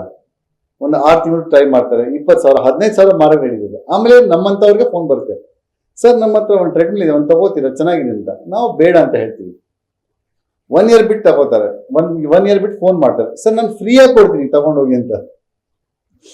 ಆಮೇಲೆ ನಾವು ಬೇಡ, ನಮಗೆ ಅದು ಅವಶ್ಯಕತೆ ಇಲ್ಲ. ಆಮೇಲೆ ಅವ್ರಿಗೆ ಒಂದು ಸ್ಪಾರ್ಕ್ ಆಗುತ್ತೆ, ಇಲ್ಲ ನಾನು ಯೂಸ್ ಮಾಡ್ತೀನಿ. ಆ ಟ್ರೆಡ್ಮಿಲ್ ತೆಗಿತಾರೆ, ಸ್ಟಾರ್ಟ್ ಮಾಡ್ತಾರೆ, ಓಡಲ್ಲ. ಯಾಕೆಂದ್ರೆ ಮೋಟರ್ ಹಾಳಾಗಿರುತ್ತೆ. ಸೊ ಮೋಟರ್ ಹಾಳಾಗಿ ಟ್ರೆಡ್ಮಿಲ್ ಸರ್ವಿಸ್ ಅಂತ ನೋಡ್ತಾರೆ, ಆ ಮೋಟರ್ ಬರ್ತಾನೆ, ಸರ್ 15 ಸಾವಿರ ಖರ್ಚಾಗುತ್ತೆ. ಸೊ ಹಾಗ ಅವ್ರು ಫ್ರೀ ಆಗ್ಲೂ ಕೊಡ್ತೀನಿ ಅಂದ್ರೆ ಅದು ಯಾರು ತಗೊಳ್ಳಲ್ಲ. ಸೊ ಈ ಫಿಟ್ನೆಸ್ ಎಕ್ವಿಪ್ಮೆಂಟ್ಸ್ ಇದೇ ಆಗೋದು. ಸೊ ಮನೆಯಲ್ಲಿ ನಾನು ಹೇಳೋದು ಫ್ರೀ ವೇಟ್ಸ್ ಯೂಸ್ ಮಾಡಿ, ರೆಸಿಸ್ಟೆನ್ಸ್ ಬ್ಯಾಂಡ್ಸ್ ಬರುತ್ತೆ, ಡಂಬಲ್ಸ್ ಬರುತ್ತೆ. ಸೊ ನೀವು ಒಂದು ಯಾವ್ದಾರ ಒಂದು ಜಿಮ್ಗೆ ಹೋಗಿ ಒಂದು ಸ್ವಲ್ಪ ದಿನ ಸೇರಿಕೊಂಡು ಅಲ್ಲೇ ಒಂದು ರೂಟೀನ್ ಕರೀರಿ. ಅಲ್ಲಿ ಫ್ರೀ ಎಕ್ಸಸೈಸಸ್ ಹೇಗೆ ಮಾಡಬೇಕು ಅಂತ ಕಲ್ತ್ಕೊಂಡು ನೀವು ಮನೇಲಿ ಮಾಡ್ಬೋದು. ಇಲ್ಲಾಂದ್ರೆ ನೀವೊಂದು ಗ್ರೂಪ್ ಮಾಡಿ, ಒಂದು 4-5 ಜನ ಗ್ರೂಪ್ ಮಾಡಿ, ಒಂದು ಪರ್ಸನಲ್ ಟ್ರೈನರ್ನ ಹೈರ್ ಮಾಡಿ, ಮನೆಗೆ ಬಂದು ಹೇಳ್ಕೊಡ್ತಾರೆ. ಸೊ ಅದು ನೀವು ಮಾಡ್ಬೋದು. ಸೊ ನನ್ನ ಅಡ್ವೈಸ್ ಏನಂದ್ರೆ, ಬಟ್ ನೀವು ರೆಸಿಸ್ಟೆನ್ಸ್ ಎಕ್ಸಸೈಸ್ ಮಾಡಿದ್ರೆ ಒಳ್ಳೇದು. ತುಂಬಾ ಎಕ್ವಿಪ್ಮೆಂಟ್ ಮೇಲೆ ಇನ್ವೆಸ್ಟ್ ಮಾಡಬೇಡಿ ಮನೇಲಿ ಮಾಡಬೇಕು ಅಂದ್ರೆ. ಅಂಡ್ ಫ್ರೀ ಎಕ್ಸಸೈಸ್ ಆದಷ್ಟು ಮಾಡಿ. ಸರ್, ಈಗಿನ ಲೈಫ್ ಸ್ಟೈಲ್ ಮನುಷ್ಯನ ದೈಹಿಕ ಮತ್ತು ಮಾನಸಿಕ ಆರೋಗ್ಯದ ಮೇಲೆ ಯಾವ ರೀತಿ ಪರಿಣಾಮ ಬೀರ್ತಿದೆ? ಸೊ ಬೇಸಿಕ್ಲಿ ಏನಾಗ್ತದೆ, physical health and mental health both are inter connected. ಶರೀರಕ್ಕೆ, ನನ್ನ ದೇಹಕ್ಕೆ ಚೆನ್ನಾಗಿಲ್ಲ ಇಲ್ಲ ಹುಷಾರಿಲ್ಲ ಅಂದರೆ ತಲೆ ಸರಿಯಾಗಿ ಓಡಲ್ಲ. ಆ್ಯಂಡ್ ತಲೆ ಸರಿಗಿಲ್ಲ ಅಂದರೆ ಕೈ ಕಾಲು ಓಡಲ್ಲ, ಸಿಂಪಲ್. ಸೊ ಸ್ಟ್ರಾಂಗ್ ಕೋರಿಲೇಷನ್ ಇದೆ. ಫಿಸಿಕಲಿ ನಾವು ಆದಷ್ಟು ಎಷ್ಟು ಟ್ರೈ ಮಾಡ್ಬೋದು ಅಷ್ಟು ನಾವು ಮೆಂಟಲಿ ಸ್ಟ್ರಾಂಗ್ ಇರ್ತೀವಿ. ಸೊ ಕೆಲವು ಟೈಮ್ ನಾವು ನೆನ್ನೆ ಒಂದು ಪೇಷಂಟ್ಗೆ ನಾನು ಹಿಂಗೆ ಹೇಳ್ತಾ ಇದ್ದೆ, ಗಾದೆ ಅಂತ. ಮನ್ಸಿಗೆ ಆಸೆ ಇದೆ ಚಂದ್ರ ಮುಟ್ಟಬೇಕು ಅಂತ, ಮನ್ಸಿಗೆ ಆಸೆ ಇದೆ ಚಂದ್ರ ಮುಟ್ಟಬೇಕು. ದೇಹ ಹೇಳುತ್ತೆ ಹಾಸಿಗೆಯಿಂದ ತಿರುಗಿ ಬೇಡ, ಸೊಂಟ ಉಳ್ಕೊಳ್ಳೋಕ್ಕಂತ. ಸೊ ಪ್ರಾಬ್ಲಮ್ ಅಂದರೆ ನಾವು ಸೋಷಿಯಲ್ ಮೀಡಿಯಾ ನೋಡಾಯ್ತು, ಇಲ್ಲ ಎಲ್ಲ ಥರ ನಾವು ಸುತ್ತಮುತ್ತ ನೋಡ್ತೀವಿ. ಈಗ social media is very strong. So ಯಾರೋ ಫೇಸ್ಬುಕ್ಕಲ್ಲಿ ಕೇದಾರ್ನಾಥ್ ಹಾಕ್ತಾರೆ, ಅಲ್ಲಿ ಹಾಕ್ತಾರೆ, ಇದು ಹಾಕ್ತಾರೆ. ನಮಗೂ ಆಸೆ ಆಗುತ್ತೆ, ಅಲ್ಲಿ ಹೋಗ್ಬೇಕು, ಇದು ಮಾಡಬೇಕು, ಅದು ಮಾಡಬೇಕು ಅಂತ. ಸೊ ಏನಾಗ್ತದೆ, ನಮ್ಮ ಆಸೆಗಳನ್ನ ನಾವು ಲೆವೆಲ್ನ ಜಾಸ್ತಿ ಮಾಡ್ತಾ ಇದ್ದೀವಿ. ಬಟ್ ಅದೇ ಶರೀರಕ್ಕೆ ನಾವು ಏನು ಮಾಡ್ತಾ ಇದೀವಿ, ಒಂದೇ ಕಡೆ ಕೂತಿ ಕೂತಿ ಕೂತಿ ನಾವು ಪೂರಿ ಮೂಟೆ ಆಗ್ತಾ ಇದೀವಿ. ಸೊ ಈ ಮ್ಯಾಚ್ ಬರ್ತಾ ಇಲ್ಲ. ಸೊ ಐದರ್ ನಿಮ್ಮ ಆಸೆನ ಕಮ್ಮಿ ಮಾಡ್ಕೊಳ್ಳಿ, ಇಲ್ಲ ನಿಮ್ಮ ಶರೀರನ ಕೆಪಾಸಿಟಿ ಜಾಸ್ತಿ ಮಾಡ್ಕೊಳ್ಳಿ. ಯಾವಾಗ ಈ ಕರೆಕ್ಟ್ ಆಗತ್ತಲ್ಲ ತಗೊಡು, ಆಗ life will be very happy. ಎರಡನ್ನೂ ಕೂಡ ಬ್ಯಾಲೆನ್ಸ್ ಎಸ್. ಸೊ ಇದನ್ನ ನಾವು ಬ್ಯಾಲೆನ್ಸ್ ಲೈಫ್ ಅಂತ ಹೇಳೋದು. ಸೊ ಯಾವಾಗ ನಮ್ಮ expectations to what we do ನಾವು ಈ ಮ್ಯಾಚ್ ಮಾಡಿದ್ರೆ ನಮಗೆ ಎಕ್ಸ್ಪೆಕ್ಟೇಷನ್ಸ್ ಚೆನ್ನಾಗಿರುತ್ತೆ. We all are happy. For example, ನಾನು ತುಂಬಾ ಕೆಲಸ ಮಾಡ್ತಾ ಇದ್ದೀನಿ, ನಮ್ಮ ಬಾಸ್ ಕೊಡೋ ಸಂಬಳ ಇದೆ, ಸೊ ಅದು ಮ್ಯಾಚ್ ಆಗಲ್ಲ. ಇಲ್ಲ ಬಾಸ್ ಇಷ್ಟು ಸಂಬಳ ಕೊಡ್ತಾರೆ, ನಾನು ಇಷ್ಟು ಇಲ್ಲಿ ಕೆಲಸ ಮಾಡ್ತಾ ಇದ್ದೀನಿ, ಸೊ ಅದಕ್ಕೆ ಮ್ಯಾಚ್ ಇಲ್ಲ. ಯಾವಾಗ ಮ್ಯಾಚ್ ಆಗೋದಂದ್ರೆ ನಾನು ಅವ್ರು ಕೊಡೋ ಸಂಬಳಕ್ಕೆ ನಾನು ಕೆಲಸ ಮಾಡಿದ್ವಿ, ಅದು ತಗೊಳ್ಳೋ ಬ್ಯಾಲೆನ್ಸ್. ಅದೇ ಥರ ನಮ್ಮ ಎಕ್ಸ್ಪೆಕ್ಟೇಷನ್ಸ್ ಇಲ್ಲ ನಮ್ಮ mental health R my perspective of life ಇಲ್ಲಿ ಇದ್ರೆ, ಬಟ್ ಮೈ ಫಿಸಿಕಲ್ ಅಟ್ರಿಬ್ಯೂಷನ್ಸ್ ಇಲ್ಲೇ ಇದ್ರೆ ಈ ಮ್ಯಾಚ್ ಇಲ್ಲ ಅಂದರೆ ನಮಗೆ we are all unhappy. So people have to realise this that ನಿಮ್ಮ ದೇಹಕ್ಕೆ ಏನು ಆಗ್ಬೋದು ಅಷ್ಟು ನಾವು ಮೆಂಟಲ್ ಎಕ್ಸ್ಪೆಕ್ಟೇಷನ್ಸ್ ಇರಬೇಕು. ಸೊ ಬಿಕಾಸ್ ಯಾರೋ ಈಗ ಲೇ ಲಡಾಖ್ ಹೋದ್ರು ಸೈಕಲಲ್ಲಿ, ಇಲ್ಲ ಮೋಟರ್ ಸೈಕಲಲ್ಲಿ ಲೇ ಲಡಾಖ್ ಹೋದ್ರು ಚೆನ್ನಾಗಿ ಸುತ್ಕೊಂಡು ಬಂದವ್ರೆ ಅಂತ ನನಗೆ ಆಸೆ ಆಯಿತು. ಬಟ್ ನಾನು ಮೈಸೂರಲ್ಲಿ 1 ಗಂಟೆ ಬಿಸಿಲಿಗೆ ನಾನು ಕೊರಗ್ತಾ ಇದ್ದೀನಿ ಅಂದರೆ ಅವ್ರಿಗೆ ಲೇ ಲಡಾಖಲ್ಲಿ ಸಸ್ಟೈನ್ ಆಗೋಕ್ಕಾಗಲ್ಲ. ಸೊ ಅದು ಒಂದು ಅರ್ಥ ಮಾಡ್ಕೊಳ್ಳಿ. ಸೊ ಬ್ಯಾಲೆನ್ಸ್ ಲೈಫ್ ಅಂದ್ರೆ ಓ ಖಂಡಿತ. ಸೊ ನಮ್ಮ ಬ್ಯಾಲೆನ್ಸ್ ಅಂದರೆ ನಮ್ಮ mental expectations to physical outcomes ಇದು ಬ್ಯಾಲೆನ್ಸ್ ಇರಬೇಕು. ಸರ್, ಇನ್ನು ಮಹಿಳೆಯರು ಪೆರಿಮೆನೋಪಾಸ್ ಮತ್ತೆ ಮೆನೋಪಾಸ್ ಟೈಮ್ ಅಲ್ಲಿ ಯಾವ ತರ ದೈಹಿಕ ಆರೋಗ್ಯದ ಸಮಸ್ಯೆನ ಎದುರಿಸ್ತಾರೆ? ಇದಕ್ಕೆ ಯಾವ ತರ ಚಿಕಿತ್ಸೆ ಇದೆ ಸರ್ ನಿಮ್ಮ ಸೆಂಟರ್? ಓಕೆ, ಸೊ ಇದು ಬಹಳ sensitive and most unspoken topic ಅಂತ ನಾವು ಹೇಳ್ಬೋದು. ಸುಮಾರು ಮಹಿಳೆಗೆ ಕರೆಕ್ಟ್ ಗೈಡೆನ್ಸ್ ಸಿಗ್ತಾ ಇಲ್ಲ. ಸೊ ಗೈಡೆನ್ಸ್ ಯಾವ ಥರ? ಸೊ ಅವ್ರಿಗೆ ತುಂಬ ನೋವು ಆದಾಗ, ಇಲ್ಲ ತುಂಬ ಹಾಟ್ ಫ್ಲಾಶಸ್ ಆಗುತ್ತೆ, ಹುಷಾರಿಲ್ಲ, ಮೈಕೈ ಜುಮ್ ಅನ್ಸುತ್ತೆ, ಇಲ್ಲ ತಲೆ ಸುತ್ತದೆ, ಆಗ ನಾವು ಡಾಕ್ಟರ್ ಹತ್ರ ಕರ್ಕೊಂಡು ಹೋಗ್ತೀವಿ. ಆಗ ಅವ್ರಿಗೆ ಅರ್ಥ ಆಗುತ್ತೆ ನನಗೆ ಮೆನೋಪಾಸ್ ಆಗ್ತಾ ಇದೆ, ಇಲ್ಲ ಮೆನೋಪಾಸ್ ಸ್ಟೇಜಲ್ಲಿ ನಾನು ಇದ್ದೀನಿ. ಇದಕ್ಕೆ ಸುಮಾರು ಡಾಕ್ಟರ್ಸ್ ಅದು ಹೇಳ್ತಾರೆ, ಒಂದು ಲೈಫ್ ಸ್ಟೈಲ್ ಚೆನ್ನಾಗಿರಬೇಕು, ಆಹಾರ ಚೆನ್ನಾಗಿರಬೇಕು, ನಿದ್ದೆ ಚೆನ್ನಾಗಿರಬೇಕು, ಮತ್ತು ಕೆಲವು ಟೈಮ್ ಹಾರ್ಮೋನ್ ಸಪೋರ್ಟ್ ಬೇಕಾಗಿರುತ್ತೆ. ಸೊ ಅದಕ್ಕೆ ಡಾಕ್ಟರ್ಸ್ ಪ್ರಿಸ್ಕ್ರಿಪ್ಷನ್ ಕೊಡ್ತಾರೆ. ಬಟ್ ಇಷ್ಟೆಲ್ಲ ಚೆನ್ನಾಗಿ ಸೇರಬೇಕು ಅಂದರೆ ನಮ್ಮ ದೇಹ ಚೆನ್ನಾಗಿರಬೇಕು. ಸೊ ದೇಹ ಚೆನ್ನಾಗಿರಬೇಕು ಅಂದರೆ ಅದಕ್ಕೆ ಒಂದೇ ಮೆಡಿಸಿನ್ ಬಂದು ಶರೀರಕ್ಕೆ ವ್ಯಾಯಾಮ. ಸೊ ವ್ಯಾಯಾಮ ನಾವು ಎಕ್ಸಸೈಸ್ ಮುಖಾಂತರ ಮಾಡಬೇಕು. ಸೊ ಆಗ ಎಲ್ಲ ಚೆನ್ನಾಗಿರುತ್ತೆ. ಸರ್, ಈಗ ಮುಂದುವರೆದು ಮಹಿಳೆಯರ ಆರೋಗ್ಯದ ಬಗ್ಗೆನೇ ನಾವು ಮಾತಾಡ್ತಾ ಹೋದ್ರೆ, ಈಗ ಪೆಲ್ವಿಕ್ ಫ್ಲೋರ್ ಸಮಸ್ಯೆಯಿಂದ ಬಳಲ್ತಾ ಇರ್ತಾರೆ, ಅವ್ರಿಗೆ ಯಾವ ತರ ಟ್ರೀಟ್ಮೆಂಟ್ ಇದೆ ಸರ್? ಅವ್ರಿಗೆ ಯಾವ ತರ ಗೈಡ್ನೆನ್ಸ್ ಕೊಡ್ತೀರಾ?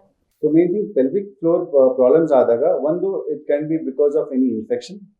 ಸೊ ಇನ್ಫೆಕ್ಷನ್ಗೆ ಇಲ್ಲ ಬೇರೆ ಏನಾದ್ರು ತೊಂದರೆ ಇದೆ, ಅದಕ್ಕೆ ಡೆಫಿನೆಟ್ಲಿ ಗೈನಕಾಲಜಿಸ್ಟ್ ಮತ್ತೆ OBG ಡಾಕ್ಟರ್ಸ್ ಇರ್ತಾರೆ, ಅವರೆಲ್ಲ ಹೆಲ್ಪ್ ಮಾಡ್ತಾರೆ. ಸರ್, ಇತ್ತೀಚೆಗೆ ಮಧ್ಯ ವಯಸ್ಕರಲ್ಲಿ ಹೃದಯ ರಕ್ತನಾಳದ ಸಮಸ್ಯೆಗಳು ಮತ್ತೆ ಜಾಯಿಂಟ್ ಪೇನ್ ತುಂಬಾನೇ ಜಾಸ್ತಿ ಆಗಿದೆ. ಏನು ರೀಸನ್ ಸರ್ ಮೇನ್ ಇದಕ್ಕೆ?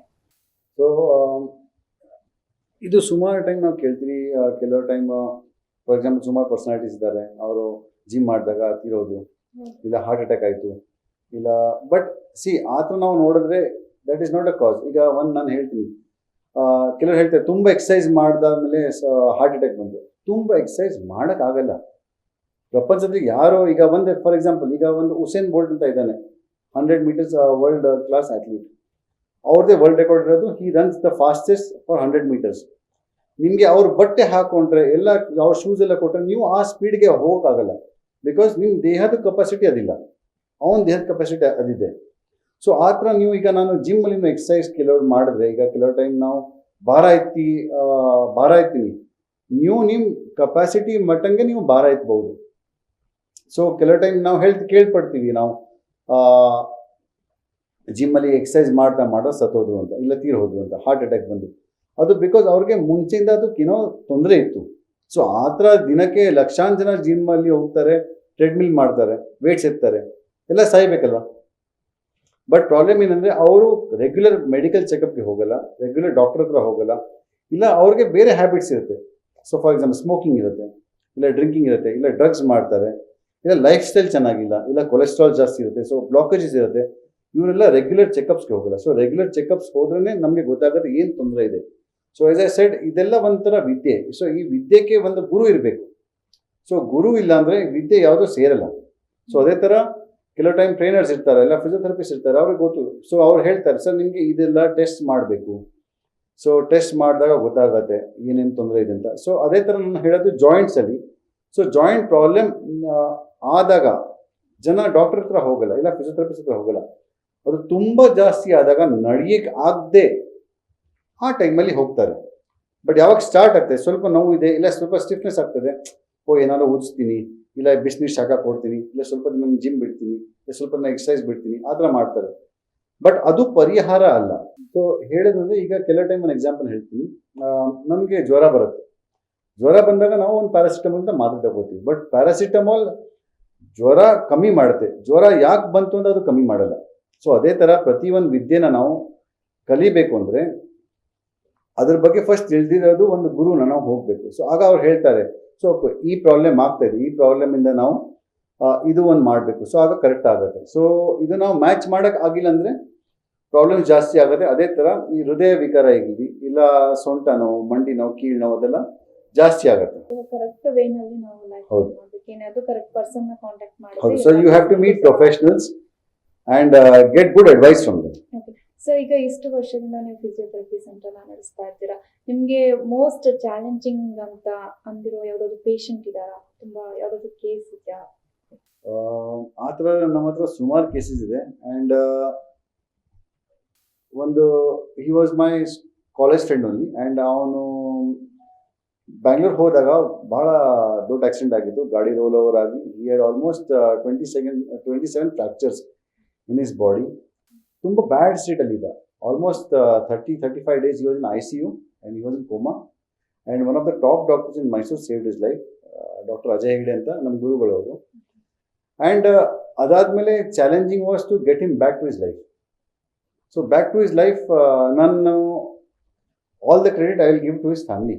ಬಿಕಾಸ್ ಆ ಫ್ಯಾಮಿಲಿನ ಅವ್ರನ್ನ ಹೇಗೆ ಕಾಪಾಡಿರೋದು, ಮೈಂಡ್ ಸೆಟ್ ಹೇಗಿಟ್ಟರು, ಯಾವ ಥರ ಸಪೋರ್ಟ್ ಮಾಡಿದ್ರು. So it is very remarkable.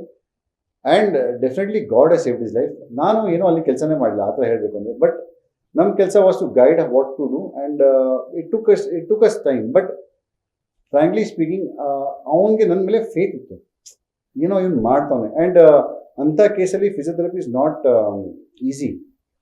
ಕೈಯಲ್ಲಿ ಒಂದು ಇಜ್ಲು ಹಿಡ್ಕೊಂಡು ನಾವು ನಡೀತಾ ಇದೀವಿ, ಅಷ್ಟು ನೋವು ಅವನು ತಡೆದವನೆ. ಅಂದರೆ ಕಾಲು ಮಾಡಿಸಿದಾಗ ಎಲ್ಲ ಕೀವು ಇಲ್ಲ ಪಸ್ ಆಚೆ ಬರೋದು, ಅಷ್ಟು. ಅಂದರೆ ಉಸಿರಾಡಿದ್ರೆ ಇಲ್ಲಿ ಶ್ವಾಸಕೋಶ ಕಾಣೋದು, ಹೋಲಾಗಿತ್ತು. ಸೊ ಆ ರೂಮಲ್ಲಿ ಒಂದು ಅಷ್ಟು ವಾಸನೆ. So he was so depressed that ಅವ್ನು ನನಗೆ ಹೇಳಿದ್ರು, ನಿಮ್ಗೆ ಯಾಕೆ ಬದುಸ್ವಾಮಿ ದೇವರು ಅಂತ. ಇವತ್ತು ನಾವು ಇಬ್ಬರು ಚೆನ್ನಾಗಿದ್ದೀವಿ. ಈ runs a very nice business. Super ಆಗಿದ್ದಾನೆ, ಆರಾಮಾಗಿದ್ದಾನೆ. ಆ್ಯಂಡ್ ಸಿಕ್ಕಿದ್ರೆ ನಾವೆಲ್ಲ ಕಷ್ಟ ಸುಖ ಮಾತಾಡ್ತೀವಿ. ಅವ್ನು ನಿಮ್ಗೆ ಗೊತ್ತೇ ಆಗಲ್ಲ ಇಂಥನೂ ಆಗಿರ್ಬೋದು ಇಷ್ಟು ವರ್ಷ ಆದಮೇಲೆ. So that was one of my most challenging cases.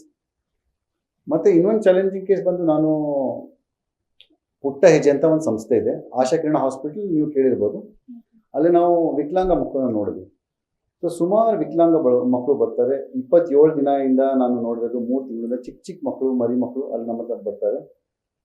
ಕೆಲವರು ಮಕ್ಕಳಿಗೆ ಹುಟ್ಟುವಾಗ ಇಲ್ಲ ಜೆನೆಟಿಕ್ ತೊಂದರೆ, ತಾಯಿ ಹೊಟ್ಟೆಯಿಂದ ಗರ್ಭಕೋಶದಿಂದ ಆಗಿರೋದು ತೊಂದರೆಗಳು, ಕೆಲವರು ರೆಡಿ ಆಗಲ್ಲ. ಸೊ ಇನ್ನೊಂದು ನಾವು ಸ್ಪೈನಲ್ ಮಸ್ಕ್ಯುಲರ್ ಎಟ್ರೋಫಿ ಅಂತ ಒಂದು ಕಾಯಿಲೆ ಇದೆ. ಅದರಲ್ಲಿ ಮಕ್ಕಳು ನಾರ್ಮಲ್ ಆಗಿರ್ತಾರೆ, ಚೆನ್ನಾಗಿರ್ತಾರೆ, ನಕ್ಕೊಂಡು ಆಟ ಆಡ್ಕೊಂಡಲ್ಲೇ ಇರ್ತಾರೆ, 4 ವರ್ಷ ತನಕ ಚೆನ್ನಾಗಿರ್ತಾರೆ. ಆಮೇಲೆ ಸಡನ್ಲಿ ಬೀಳ ಸ್ಟಾರ್ಟ್ ಆಗುತ್ತೆ, ಆಮೇಲೆ ನಡೆಯೋಕ್ಕೆ ಕಷ್ಟ ಆಗುತ್ತೆ. ಸೊ ಕೈ ಕಾಲೆಲ್ಲ ವೀಕ್ ಆಗ್ತಾ ಹೋಗುತ್ತೆ. ಅದಕ್ಕೆ ಆ ಕಾಯಿಲೆಗೆ ಔಷಧಿ ಇಲ್ಲ ಪ್ರಪಂಚದಲ್ಲಿ. ಸೊ ಏನಂದರೆ ಒಂಥರ ಟೈಮ್ ಬಾಂಬ್ ಇದ್ದಂಗೆ ಅದು. ಸೊ ಮಗು ಚೆನ್ನಾಗಿರುತ್ತೆ, ಆಮೇಲೆ ಸ್ಲೋಲಿ ಡಿಟಿರೇಟ್ ಆಗುತ್ತೆ. ಬರ್ತಾ ಬರ್ತಾ ಬರ್ತಾ ಕೈ ಕಾಲೆಲ್ಲ ವೀಕ್ನೆಸ್ ಬರುತ್ತೆ, ಕತ್ತು ನಿಲ್ಲಲ್ಲ, ಶ್ವಾಸಕೋಶ ಫೇಲ್ ಆಗುತ್ತೆ, ಮಗು ಒಂದಿನ ತೀರೋಗುತ್ತೆ. ಈಗ ಚೆನ್ನಾಗಿರೋದು ಮಗು ಹಿಂಗೆ ಆಗ್ತಾಯಿದೆ, ನೀವು ತಂದೆ ತಾಯಿನ ಏನು ಎಕ್ಸ್ಪ್ಲೇನ್ ಮಾಡ್ತೀವಿ? ಇದು ನಮ್ಮ ಬಿಗ್ಗೆಸ್ಟ್ ಚಾಲೆಂಜು. ಮತ್ತು ಕೆಲವರು ಮಕ್ಕಳು ಈಗ ಹುಟ್ಟುವಾಗ ತೊಂದರೆ ಆಗಿರುತ್ತೆ, ಮೆದುಳಿಗೆ ರಕ್ತ ಚಲನ ಸಿಗದೆ ಆಕ್ಸಿಜನ್ ಕಮ್ಮಿ ಆಗಿ ಆ ಬ್ರೈನ್ ಡ್ಯಾಮೇಜ್ ಆಗಿರುತ್ತೆ. ಆ ಬ್ರೈನ್ ಡ್ಯಾಮೇಜ್ ಪರ್ಮನೆಂಟ್ ಇರುತ್ತೆ. ಸೊ ಆ ತಾಯಿ ತಂದೆ ಎಕ್ಸ್ಪೆಕ್ಟೇಷನ್ಸ್, ನಾವು ಮಕ್ಕಳು ಬೇರೆ ಮಕ್ಕಳ ಥರ ಆಟ ಆಡಬೇಕು, ನಡಿಬೇಕು, ಓಡಾಡಬೇಕು, ಸ್ಕೂಲ್ ಹೋಗಬೇಕು, ಆಗಲ್ಲ. They will be disabled for life. But ಆದರೂ ಅದು ಒಂದು ಜೀವ, ಅದಕ್ಕೂ ಒಂದು ಸ್ವಾಭಿಮಾನ. ಅದನ್ನು ನಾವು ಹೇಗೆ ಬೆಳೆಸೋದು, ಬಾಳಿಸೋದು, this is our biggest challenge in our profession. ಸುಮಾರು ಆ ಥರ ಕೆಲವರು ಅದೇ ಥರ ನೋಡಿದ್ರೆ ಪಾರ್ಕಿನ್ಸನ್ಸ್ ಅಂತ ಒಂದು ಡಿಸೀಸ್ ಇದೆ. ಸೊ ಪಾರ್ಕಿನ್ಸನ್ಸಲ್ಲಿ ಚೆನ್ನಾಗಿರ್ತಾರೆ, ಒಂದು ವಯಸ್ಸಾದ್ಮೇಲೆ ಬಾಡಿ ಸ್ಲೋ ಆಗ್ತಾ ಹೋಗುತ್ತೆ. ಎಷ್ಟು ಸ್ಲೋ ಆಗೋದಂದ್ರೆ ಮರ ಥರ ಬಿಗಿ ಆಗಿರುತ್ತೆ, ಓಡಾಡೋಕ್ಕಾಗಲ್ಲ, ಕೂರೋಕ್ಕಾಗಲ್ಲ, ತಿನ್ನೋಕ್ಕಾಗಲ್ಲ, ನುಂಗೋಕ್ಕಾಗಲ್ಲ. ಸೊ ಅವ್ರನ್ನ ನಾವು ಜೀವ ಇರೋ ತನಕ ನಾವು ಹೇಗೆ ನೋಡ್ಬೋದು, ಇಲ್ಲ ಹೇಗೆ ಕಾಪಾಡ್ಬೋದು, ಇಲ್ಲ ಅವ್ರ ಲೈಫ್ನ ಒಂದು ಡಿಗ್ನಿಟಿ ಹೇಗೆ ಕೊಡ್ಬೋದು, ಅದು ನಾವು that is our biggest challenge in our profession. ನಿಮ್ಮ ಒಂದು ಸೆಂಟರ್ ಅಲ್ಲಿ ಯಾವೆಲ್ಲ ಫೆಸಿಲಿಟೀಸ್ ಇದೆ? ನಮ್ಮ ಸೆಂಟ್ರಲ್ಲಿ ಬೇಸಿಕ್ಲಿ ನಾನು ಹೇಳೋದು ಅಂದರೆ ನಮ್ಮದು ಟೀಮ್ ಭಾಳ ದೊಡ್ಡದಿದೆ. So that is our biggest strength ಅಂತ ನಾನು ಹೇಳ್ಬೋದು. ಅಟ್ ಎನಿ ಗಿವನ್ ಟೈಮ್ ನಮ್ಮ ಹತ್ರ ಒಂದು 20-30 ಥೆರಪಿಸ್ಟ್ ಇದ್ದೇ ಇರ್ತಾರೆ ಫ್ಲೋರಲ್ಲಿ. ಹಾಗಾಗಿ ಜಾಗನೂ ದೊಡ್ಡದಾಗಿದೆ. ಮತ್ತು ಪ್ರತಿಯೊಂದು ಕ್ಲೈಂಟ್ಗೆ ಪ್ರೈವಸಿ ಸಿಗ್ದಂಗೆ ನಮ್ಮ ಹತ್ರ ಎಕ್ವಿಪ್ಮೆಂಟ್ ಇದೆ, ಸ್ಪೇಸ್ ಇದೆ. ಆ್ಯಂಡ್ ಅಷ್ಟು ನಾವು ಮೆಟಿಕ್ಯುಲಸ್ಲಿ ಒಂದು ಟೀಮ್ ವರ್ಕ್ ಮಾಡಿ ಒಂದು ಪೇಷಂಟ್ನ ಪ್ರೋಟೋಕಾಲ್ ಮಾಡ್ತೀವಿ. ಪೇಷಂಟ್ನ ನಾವು ಒಳ್ಳೇದಾಗಬೇಕು ಅಂತ ನಾವು ಸುಮಾರು ಕನ್ಸಲ್ಟೆಂಟ್ಸ್ ಇದ್ದಾರೆ. ನಮ್ಮದು ನ್ಯೂರೋ ಆಗಲಿ, ಗ್ಯಾಸ್ಟ್ರೋ ಆಗಲಿ, ಆರ್ಥೋಪೆಡಿಕ್ ಆಗಲಿ, ಸರ್ಜರಿ ಆಗಲಿ, ಎಲ್ಲ ಕನ್ಸಲ್ಟೆಂಟ್ಸ್ ನಾವು ಪರ್ಸನಲ್ ಆಗಿ ನಾವು ಮಾತಾಡ್ತೀವಿ, ಅವ್ರನ್ನ ಒಪಿನಿಯನ್ ಕೇಳ್ತೀವಿ. ಕೆಲವು ಟೈಮ್ ನಮಗೆ ಅರ್ಥ ಆಗಲ್ಲ, ಈ ಥರ ತೊಂದರೆ ಆಗ್ತಾ ಇದೆ, ಇದು ಯಾಕೆ ಆಗ್ತಾ ಇದೆ, ನಾವು ನಮ್ಮ ಕನ್ಸಲ್ಟೆಂಟ್ಸ್ನ ಕೇಳ್ತೀವಿ. ಸೊ ಆಗ ನಮಗೆ ಪ್ರೊಫೆಷನಲ್ ಗೈಡೆನ್ಸು ಕಾನ್ಸ್ಟೆಂಟ್ ಸಿಗ್ತಾ ಇದೆ. ಸೊ ಅದಿಲ್ಲದೆ ನಮ್ಗೆ ಬೇರೆ ಊರಲ್ಲಿನೂ ನಮ್ಮ ಥೆರಪಿಸ್ಟ್ ಇದ್ದಾರೆ, ಇಲ್ಲ ನಮ್ಮ ನೆಟ್ವರ್ಕಿಂಗ್ ಚೆನ್ನಾಗಿದೆ. ಸೊ ಹಾಗಾಗಿ ನಾವು ಏನು ಮಾಡ್ತೀವಿ, ಏನಾದರೂ ಒಂದು ಪೇಷಂಟ್ ಸಂಬಂಧ ಇಲ್ಲ ಆ ಕಾಯಿಲೆ ಸಂಬಂಧ ನಮ್ಗೆ ಏನು ಅಡ್ವೈಸ್ ಬೇಕು, ಇಲ್ಲ ಇನ್ಫಾರ್ಮೇಷನ್ ಬೇಕು, ಇಲ್ಲ ಹೆಲ್ಪ್ ಬೇಕು, ನಮಗೆ ಆಕ್ಸೆಸಿಬಿಲಿಟಿ ಚೆನ್ನಾಗಿದೆ. So this is hour strongest points at the VO2 Max. ಈಗ technology day by day changes ಆಗ್ತಾನೆ ಇರುತ್ತೆ, ಅಪ್ಗ್ರೇಡ್ ಆಗ್ತಾನೆ ಇರುತ್ತೆ. ನಿಮ್ಮಲ್ಲೂ ಕೂಡ ಟೆಕ್ನಾಲಜಿನ ಅಪ್ಗ್ರೇಡ್ ಮಾಡ್ಕೊಂಡಿದ್ದಾರೆ? ಹೌದು, ಖಂಡಿತ. ಸೊ ಎವ್ರಿ ಇಯರ್ ಪ್ರತಿ ವರ್ಷ ನಾವು ಒಂದು ಹೊಸ ಎಕ್ವಿಪ್ಮೆಂಟ್ ತರ್ತಾ ಇದೀವಿ, ಲೇಟೆಸ್ಟ್ ಏನಿದೆ. ಸೊ ಅದ್ರ ಬಗ್ಗೆ ನಾವು ಏನು ಮಾಡ್ತೀವಿ ಅಂದರೆ, ಈ ಎಕ್ವಿಪ್ಮೆಂಟ್ಸ್ಗೆಲ್ಲ ರೆಗ್ಯುಲರ್ ಸರ್ವಿಸ್ ಆ್ಯಂಡ್ ಕ್ಯಾಲಿಬ್ರೇಷನ್ ಮಾಡ್ತೀವಿ. ಸೊ ಇದು ಬಹಳ ಇಂಪಾರ್ಟೆಂಟ್. ಬಿಕಾಸ್ ಫಾರ್ ಎಕ್ಸಾಂಪಲ್ ಒಂದು ಮಷಿನ್ ಇರುತ್ತೆ, ಅದು 6 ತಿಂಗಳು ಆದಮೇಲೆ ಅದು ಪವರ್ ಕಮ್ಮಿ ಆಗುತ್ತೆ. ಬಟ್ ಸುಮಾರು ಥೆರಪಿಸ್ಟ್ಗೆ ಅದು ಗೊತ್ತಿಲ್ಲ ಹೇಗೆ ಮೇಂಟೈನ್ ಮಾಡೋದು. ಬಟ್ ನಮ್ಮ ಹತ್ರ ಟೆಕ್ನಿಕಲ್ ಟೀಮ್ ಇದ್ದಾರೆ, ಅವ್ರು ಚೆನ್ನೈಯಿಂದ ಬರ್ತಾರೆ, ಚೆನ್ನೈಯಿಂದ ಬಂದು ಎಲ್ಲ ನಮ್ಮ ಎಕ್ವಿಪ್ಮೆಂಟ್ಸ್ನೆಲ್ಲ ಅವ್ರು ಸರ್ವಿಸ್ ಮಾಡ್ತಾರೆ. ನಾವು ಕಾರ್ ಇಲ್ಲ ಬೈಕ್ ಹೇಗೆ ಸರ್ವಿಸ್ ಮಾಡ್ತೀವಿ ಆ ಥರ ಮಾಡ್ತೀವಿ. ಸೊ ಆಗ ಏನಾಗುತ್ತೆ, ಆ ಮಷೀನ್ದು ಎಫಿಷಿಯನ್ಸಿ ಚೆನ್ನಾಗಿರುತ್ತೆ ಆ್ಯಂಡ್ ಔಟ್ಪುಟ್ ಚೆನ್ನಾಗಿರುತ್ತೆ. ಸೊ ಔಟ್ಪುಟ್ ಚೆನ್ನಾಗಿ ಇದ್ದಾಗ ಪೇಷಂಟ್ಗಳು ವಾಸಿ ಚೆನ್ನಾಗಾಗ್ತಾರೆ. ಕೊನೆಯದಾಗಿ ನಮ್ಮ ವೀಕ್ಷಕರಿಗೆ ಏನ್ ಹೇಳಲಿಕ್ಕೆ ಇಷ್ಟಪಡ್ತೀರಾ ಸರ್? ಯಾವ ತರ ಬ್ಯಾಲೆನ್ಸ್ಡ್ ಲೈಫ್ ನ ಲೀಡ್ ಮಾಡಬೇಕು ಅಂತ ತಿಳಿಸ್ಕೊಡಿ. ಓಕೆ, ಭಾಳ ದೊಡ್ಡ ವಿಚಾರ ಇದು, ಬಟ್ ಆದಷ್ಟು ನಾನು ಸಮ್ ಅಪ್ ಮಾಡ್ತೀನಿ. ಒಂದು ಅರ್ಥ ಮಾಡ್ಕೊಳ್ಳಿ, ಆಹಾರ ಮತ್ತು ವ್ಯಾಯಾಮ ಇದು 2 ಔಷಧಿ ಇದ್ದಂಗೆ. ಸೊ ನಿಮಗೆ ಇಷ್ಟ ಬಂದಂಗೆ ಮಾಡಿದ್ರೆ ಅದು ತಪ್ಪಾಗುತ್ತೆ. ಈಗ ನೀವು ಡಾಕ್ಟರ್ನ BP ಮಾತ್ರೆ ಇಲ್ಲ ಡಯಾಬಿಟೀಸ್ ಮಾತ್ರೆ ಕೇಳದೆ ತಗೊಳ್ಳಲ್ಲ. ಅದೇ ಥರ ಯಾವುದೋ ಒಂದು ಪ್ರೊಫೆಷ್ನಲ್ನ ಭೇಟಿಯಾಗಿ ಆಹಾರ ಏನು ತಿನ್ನಬೇಕು, ವ್ಯಾಯಾಮ ಏನು ಮಾಡಬೇಕು ಅಂತ ಕೇಳಿ. ಮೋಸ್ಟ್ ಆಫ್ ದ ಟೈಮ್ ನಾನು ಕೇಳ್ತೀನಿ ಎಲ್ಲರಿಗೆ, ಸೊ ಡಯಟ್ ಮಾಡ್ತಾರೆ, ಹೌದು ನಾನು ರೈಸ್ ಬಿಟ್ಬಿಟ್ಟಿದ್ದೀನಿ, ಚಪಾತಿ ತಿಂತಾ ಇದ್ದೀನಿ ಅಂತ. ಇದು common dialogue. This is not a diet, this not a nutrition. Nutrition ಬಂದು ನಿಮಗೆ ದೇಹ ಒಳಗೆ ಏನು ನಡೀತಾ ಇದೆ, ನಿಮ್ಮ ಲಿವರ್ ಹೆಂಗಿದೆ, ನಿಮ್ಮ ಕಿಡ್ನಿ ಹೆಂಗಿದೆ, ನಿಮ್ಮ ಹಿಮೋಗ್ಲೋಬಿನ್ ಹೇಗಿದೆ, ಇದೆಲ್ಲ ಸುಮಾರು ಅದೇ ಥರ ನಿಮ್ಮ ಹಾರ್ಮೋನ್ಸ್ ಹೇಗಿದೆ, ಅದ್ರ ಮೇಲೆ ನಾವು ಕ್ಯಾಲ್ಕುಲೇಟ್ ಮಾಡಬೇಕು. ಈ ಕ್ಯಾಲ್ಕುಲೇಟ್ ಮಾಡಬೇಕು ಅಂದರೆ ನಾವು ಫಸ್ಟ್ ಬ್ಲಡ್ ಟೆಸ್ಟ್ ಮಾಡಬೇಕು. ಸೊ ಇದೆಲ್ಲ ಪ್ರೊಫೆಷನಲ್ಸ್ಗೆ ಗೊತ್ತು ಏನೇನು ಬ್ಲಡ್ ಟೆಸ್ಟ್ ಮಾಡಬೇಕು. ಅದರ ಮಟ್ಟಂಗೆ ನಿಮ್ಮ ಲೈಫ್ ಸ್ಟೈಲ್ ಮಟ್ಟಂಗೆ ನಿಮಗೆ ಡಯಟ್ ಕೊಡ್ತಾರೆ. ಅದೇ ಥರ ಎಕ್ಸಸೈಸು ಅಷ್ಟೇ. ಸೊ ಎಕ್ಸಸೈಸ್ ನೀವು ಮಾಡಬೇಕು ಅಂದರೆ ಒಂದು ಪ್ರೊಫೆಷನಲ್ನ ನೀವು ಭೇಟಿಯಾಗಿ ಅವ್ರನ್ನ ನಿಮಗೆ ಹೇಳ್ಕೊಡ್ತಾರೆ ಏನೇನು ಮಾಡಬೇಕು ಅಂತ. ಸೆಕೆಂಡ್ ಬಂದು ಚೆನ್ನಾಗಿ ನೀವು ನೀರು ಕುಡಿಬೇಕು ಆ್ಯಂಡ್ ನಿದ್ದೆ ಮಾಡಬೇಕು. ಸೊ ಇದು ಮಾಡಿದ್ರೆ ನಿಮ್ಮ ಲೈಫ್ ಚೆನ್ನಾಗಿರುತ್ತೆ. ಮತ್ತು ನಿಮ್ಮ expectations to your physical health, ಇದು 2 ಒಂದು ಬ್ಯಾಲೆನ್ಸ್ ತಂದರೆ ಒಂದು ಚೆನ್ನಾಗಿರುತ್ತೆ. And last and most important thing, ನಿಮ್ಮ ಎಂಟರ್ಟೈನ್ಮೆಂಟ್ಗೋಸ್ಕರ ಒಂದು ಹಾಬಿನ ನೀವು ಬಾಳಬೇಕು, ಬೆಳೆಸಬೇಕು. ಸೊ ಚಿಕ್ಕ ವಯಸ್ಸಲ್ಲಿ ನಾವು ಒಂದು ಗಾರ್ಡನಿಂಗ್ ಮಾಡ್ತಾಯಿದ್ವಿ, ಇಲ್ಲ ಒಂದು ಪೇಂಟಿಂಗ್ ಮಾಡ್ತಾಯಿದ್ವಿ, ಆರ್ಟು, ಮ್ಯೂಸಿಕ್ ಏನಾದರೂ ಆಗಲಿ, ಒಂದು ಹಾಬಿನೇ ನಮಗೆ ಕಾಪಾಡೋದು. Don't depend on any other media for your entertainment. You should do what your heart pleases. ನೋಡಿದ್ರಲ್ಲ ವೀಕ್ಷಕರೇ, ಮಧ್ಯ ವಯಸ್ಕರಲ್ಲಿ ಪುರುಷರಿರ್ಬೋದು ಮಹಿಳೆಯರಿರ್ಬೋದು ಯಾವ ರೀತಿ ಆರೋಗ್ಯ ಸಮಸ್ಯೆಯಿಂದ ಬಳಲ್ತಾರೆ ಅಂತ ಸಾಕಷ್ಟು ಮಾಹಿತಿನ ನೀಡಿದ್ರು. ಜೊತೆಗೆ ಯಾವ ರೀತಿ ಆರೋಗ್ಯನ ಕಾಪಾಡ್ಕೋಬೇಕು ಅಂತಾನು ಹೇಳಿದ್ರು. ಜೊತೆಗೆ ಲೈಫ್ ನ ಹೇಗೆ ಬ್ಯಾಲೆನ್ಸ್ ಮಾಡಬೇಕು, ಯಾವ ರೀತಿಯ ಆಹಾರ ಕ್ರಮವನ್ನ ಅನುಸರಿಸಬೇಕು ಅಂತ ಸಾಕಷ್ಟು ಮಾಹಿತಿಯನ್ನ VO2 Max physiotherapy rehabilitation and fitness centre ನ ಮಾಲೀಕರಾದಂತಹ ಡಾಕ್ಟರ್ ಪಿನಾಕಿನ್ ಅವರು ಸಾಕಷ್ಟು ಮಾಹಿತಿಯನ್ನ ನೀಡಿದ್ರು ಅಂತ ಹೇಳ್ತಾ, ಸರ್ ತಮ್ಮ ಅಮೂಲ್ಯವಾದ ಸಮಯನ ನಮ್ಮೊಟ್ಟಿಗೆ ಹಂಚಿಕೊಂಡಿದ್ದಕ್ಕೆ ಧನ್ಯವಾದಗಳು. ಮತ್ತೊಂದು ವಿಶೇಷ ಸಂಚಿಕೆಯಲ್ಲಿ ನಾನು ಮುಂದೆ ಹಾಜರಿರ್ತೀನಿ. ಹೀಗೆ ನೋಡ್ತಾ ಇರಿ ನಿಮ್ಮ ನೆಚ್ಚಿನ ಸಿ ಮೈಸೂರು ವಾಹಿನಿ. VO2 Max physio rehabilitation clinic. ಇಲ್ಲಿ ಸ್ನಾಯು ನೋವು, ಕೀಲು ನೋವು, ನರಹಾನಿ, ಸೋಂಕು, ಗಾಯ, ಕುತ್ತಿಗೆ, ಭುಜಗಳು, ಬೆನ್ನು ನೋವುಗಳ ಚಲನೆ ಮತ್ತು ಕಾರ್ಯವನ್ನು ಪುನಃಸ್ಥಾಪಿಸಲು ಫಿಸಿಯೋಥೆರಪಿ ಮೂಲಕ ಪರಿಣಾಮಕಾರಿಯಾದ ಚಿಕಿತ್ಸೆಯನ್ನು ನೀಡಲಾಗುವುದು. ಮಕ್ಕಳಿಂದ ವಯೋವೃದ್ಧರವರೆಗೂ ಚಿಕಿತ್ಸೆಯನ್ನ ನೀಡಲಾಗುತ್ತದೆ. Ultrasound, IFT TENS, muscle stimulation, dry needling, fire cupping, fire wrapping, myofascial release, stroke rehabilitation, exercise therapy ಮೂಲಕ ಅನುಭವಿ ಹೊಂದಿರುವ ತಜ್ಞರಿಂದ ಗುಣಮಟ್ಟದ ಚಿಕಿತ್ಸೆಯನ್ನ ನೀಡಲಾಗುತ್ತದೆ. VO2 Max physio rehabilitation clinic ಸ್ವಂತ ಫಿಟ್ನೆಸ್ ಕೇಂದ್ರವನ್ನ ಹೊಂದಿದ್ದು, ಆರೋಗ್ಯಕರ ಜೀವನ ಶೈಲಿಯನ್ನ ಒದಗಿಸಲು ನೂತನ ಫಿಟ್ನೆಸ್ ತಂತ್ರಜ್ಞಾನದಿಂದ ಅನುಭವಿ ತರಬೇತುದಾರರಿಂದ ತರಬೇತಿಯನ್ನ ನೀಡಲಾಗುವುದು.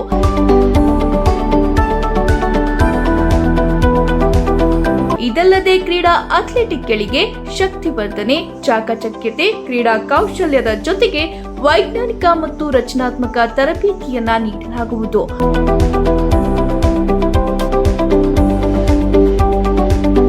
ಒಮ್ಮೆ ಭೇಟಿ ಕೊಡಿ VO2 Max physio rehabilitation clinic, water tank ರಸ್ತೆ, ವಿಜಯನಗರ, ಸೆಕೆಂಡ್ ಸ್ಟೇಜ್, ಮೈಸೂರು.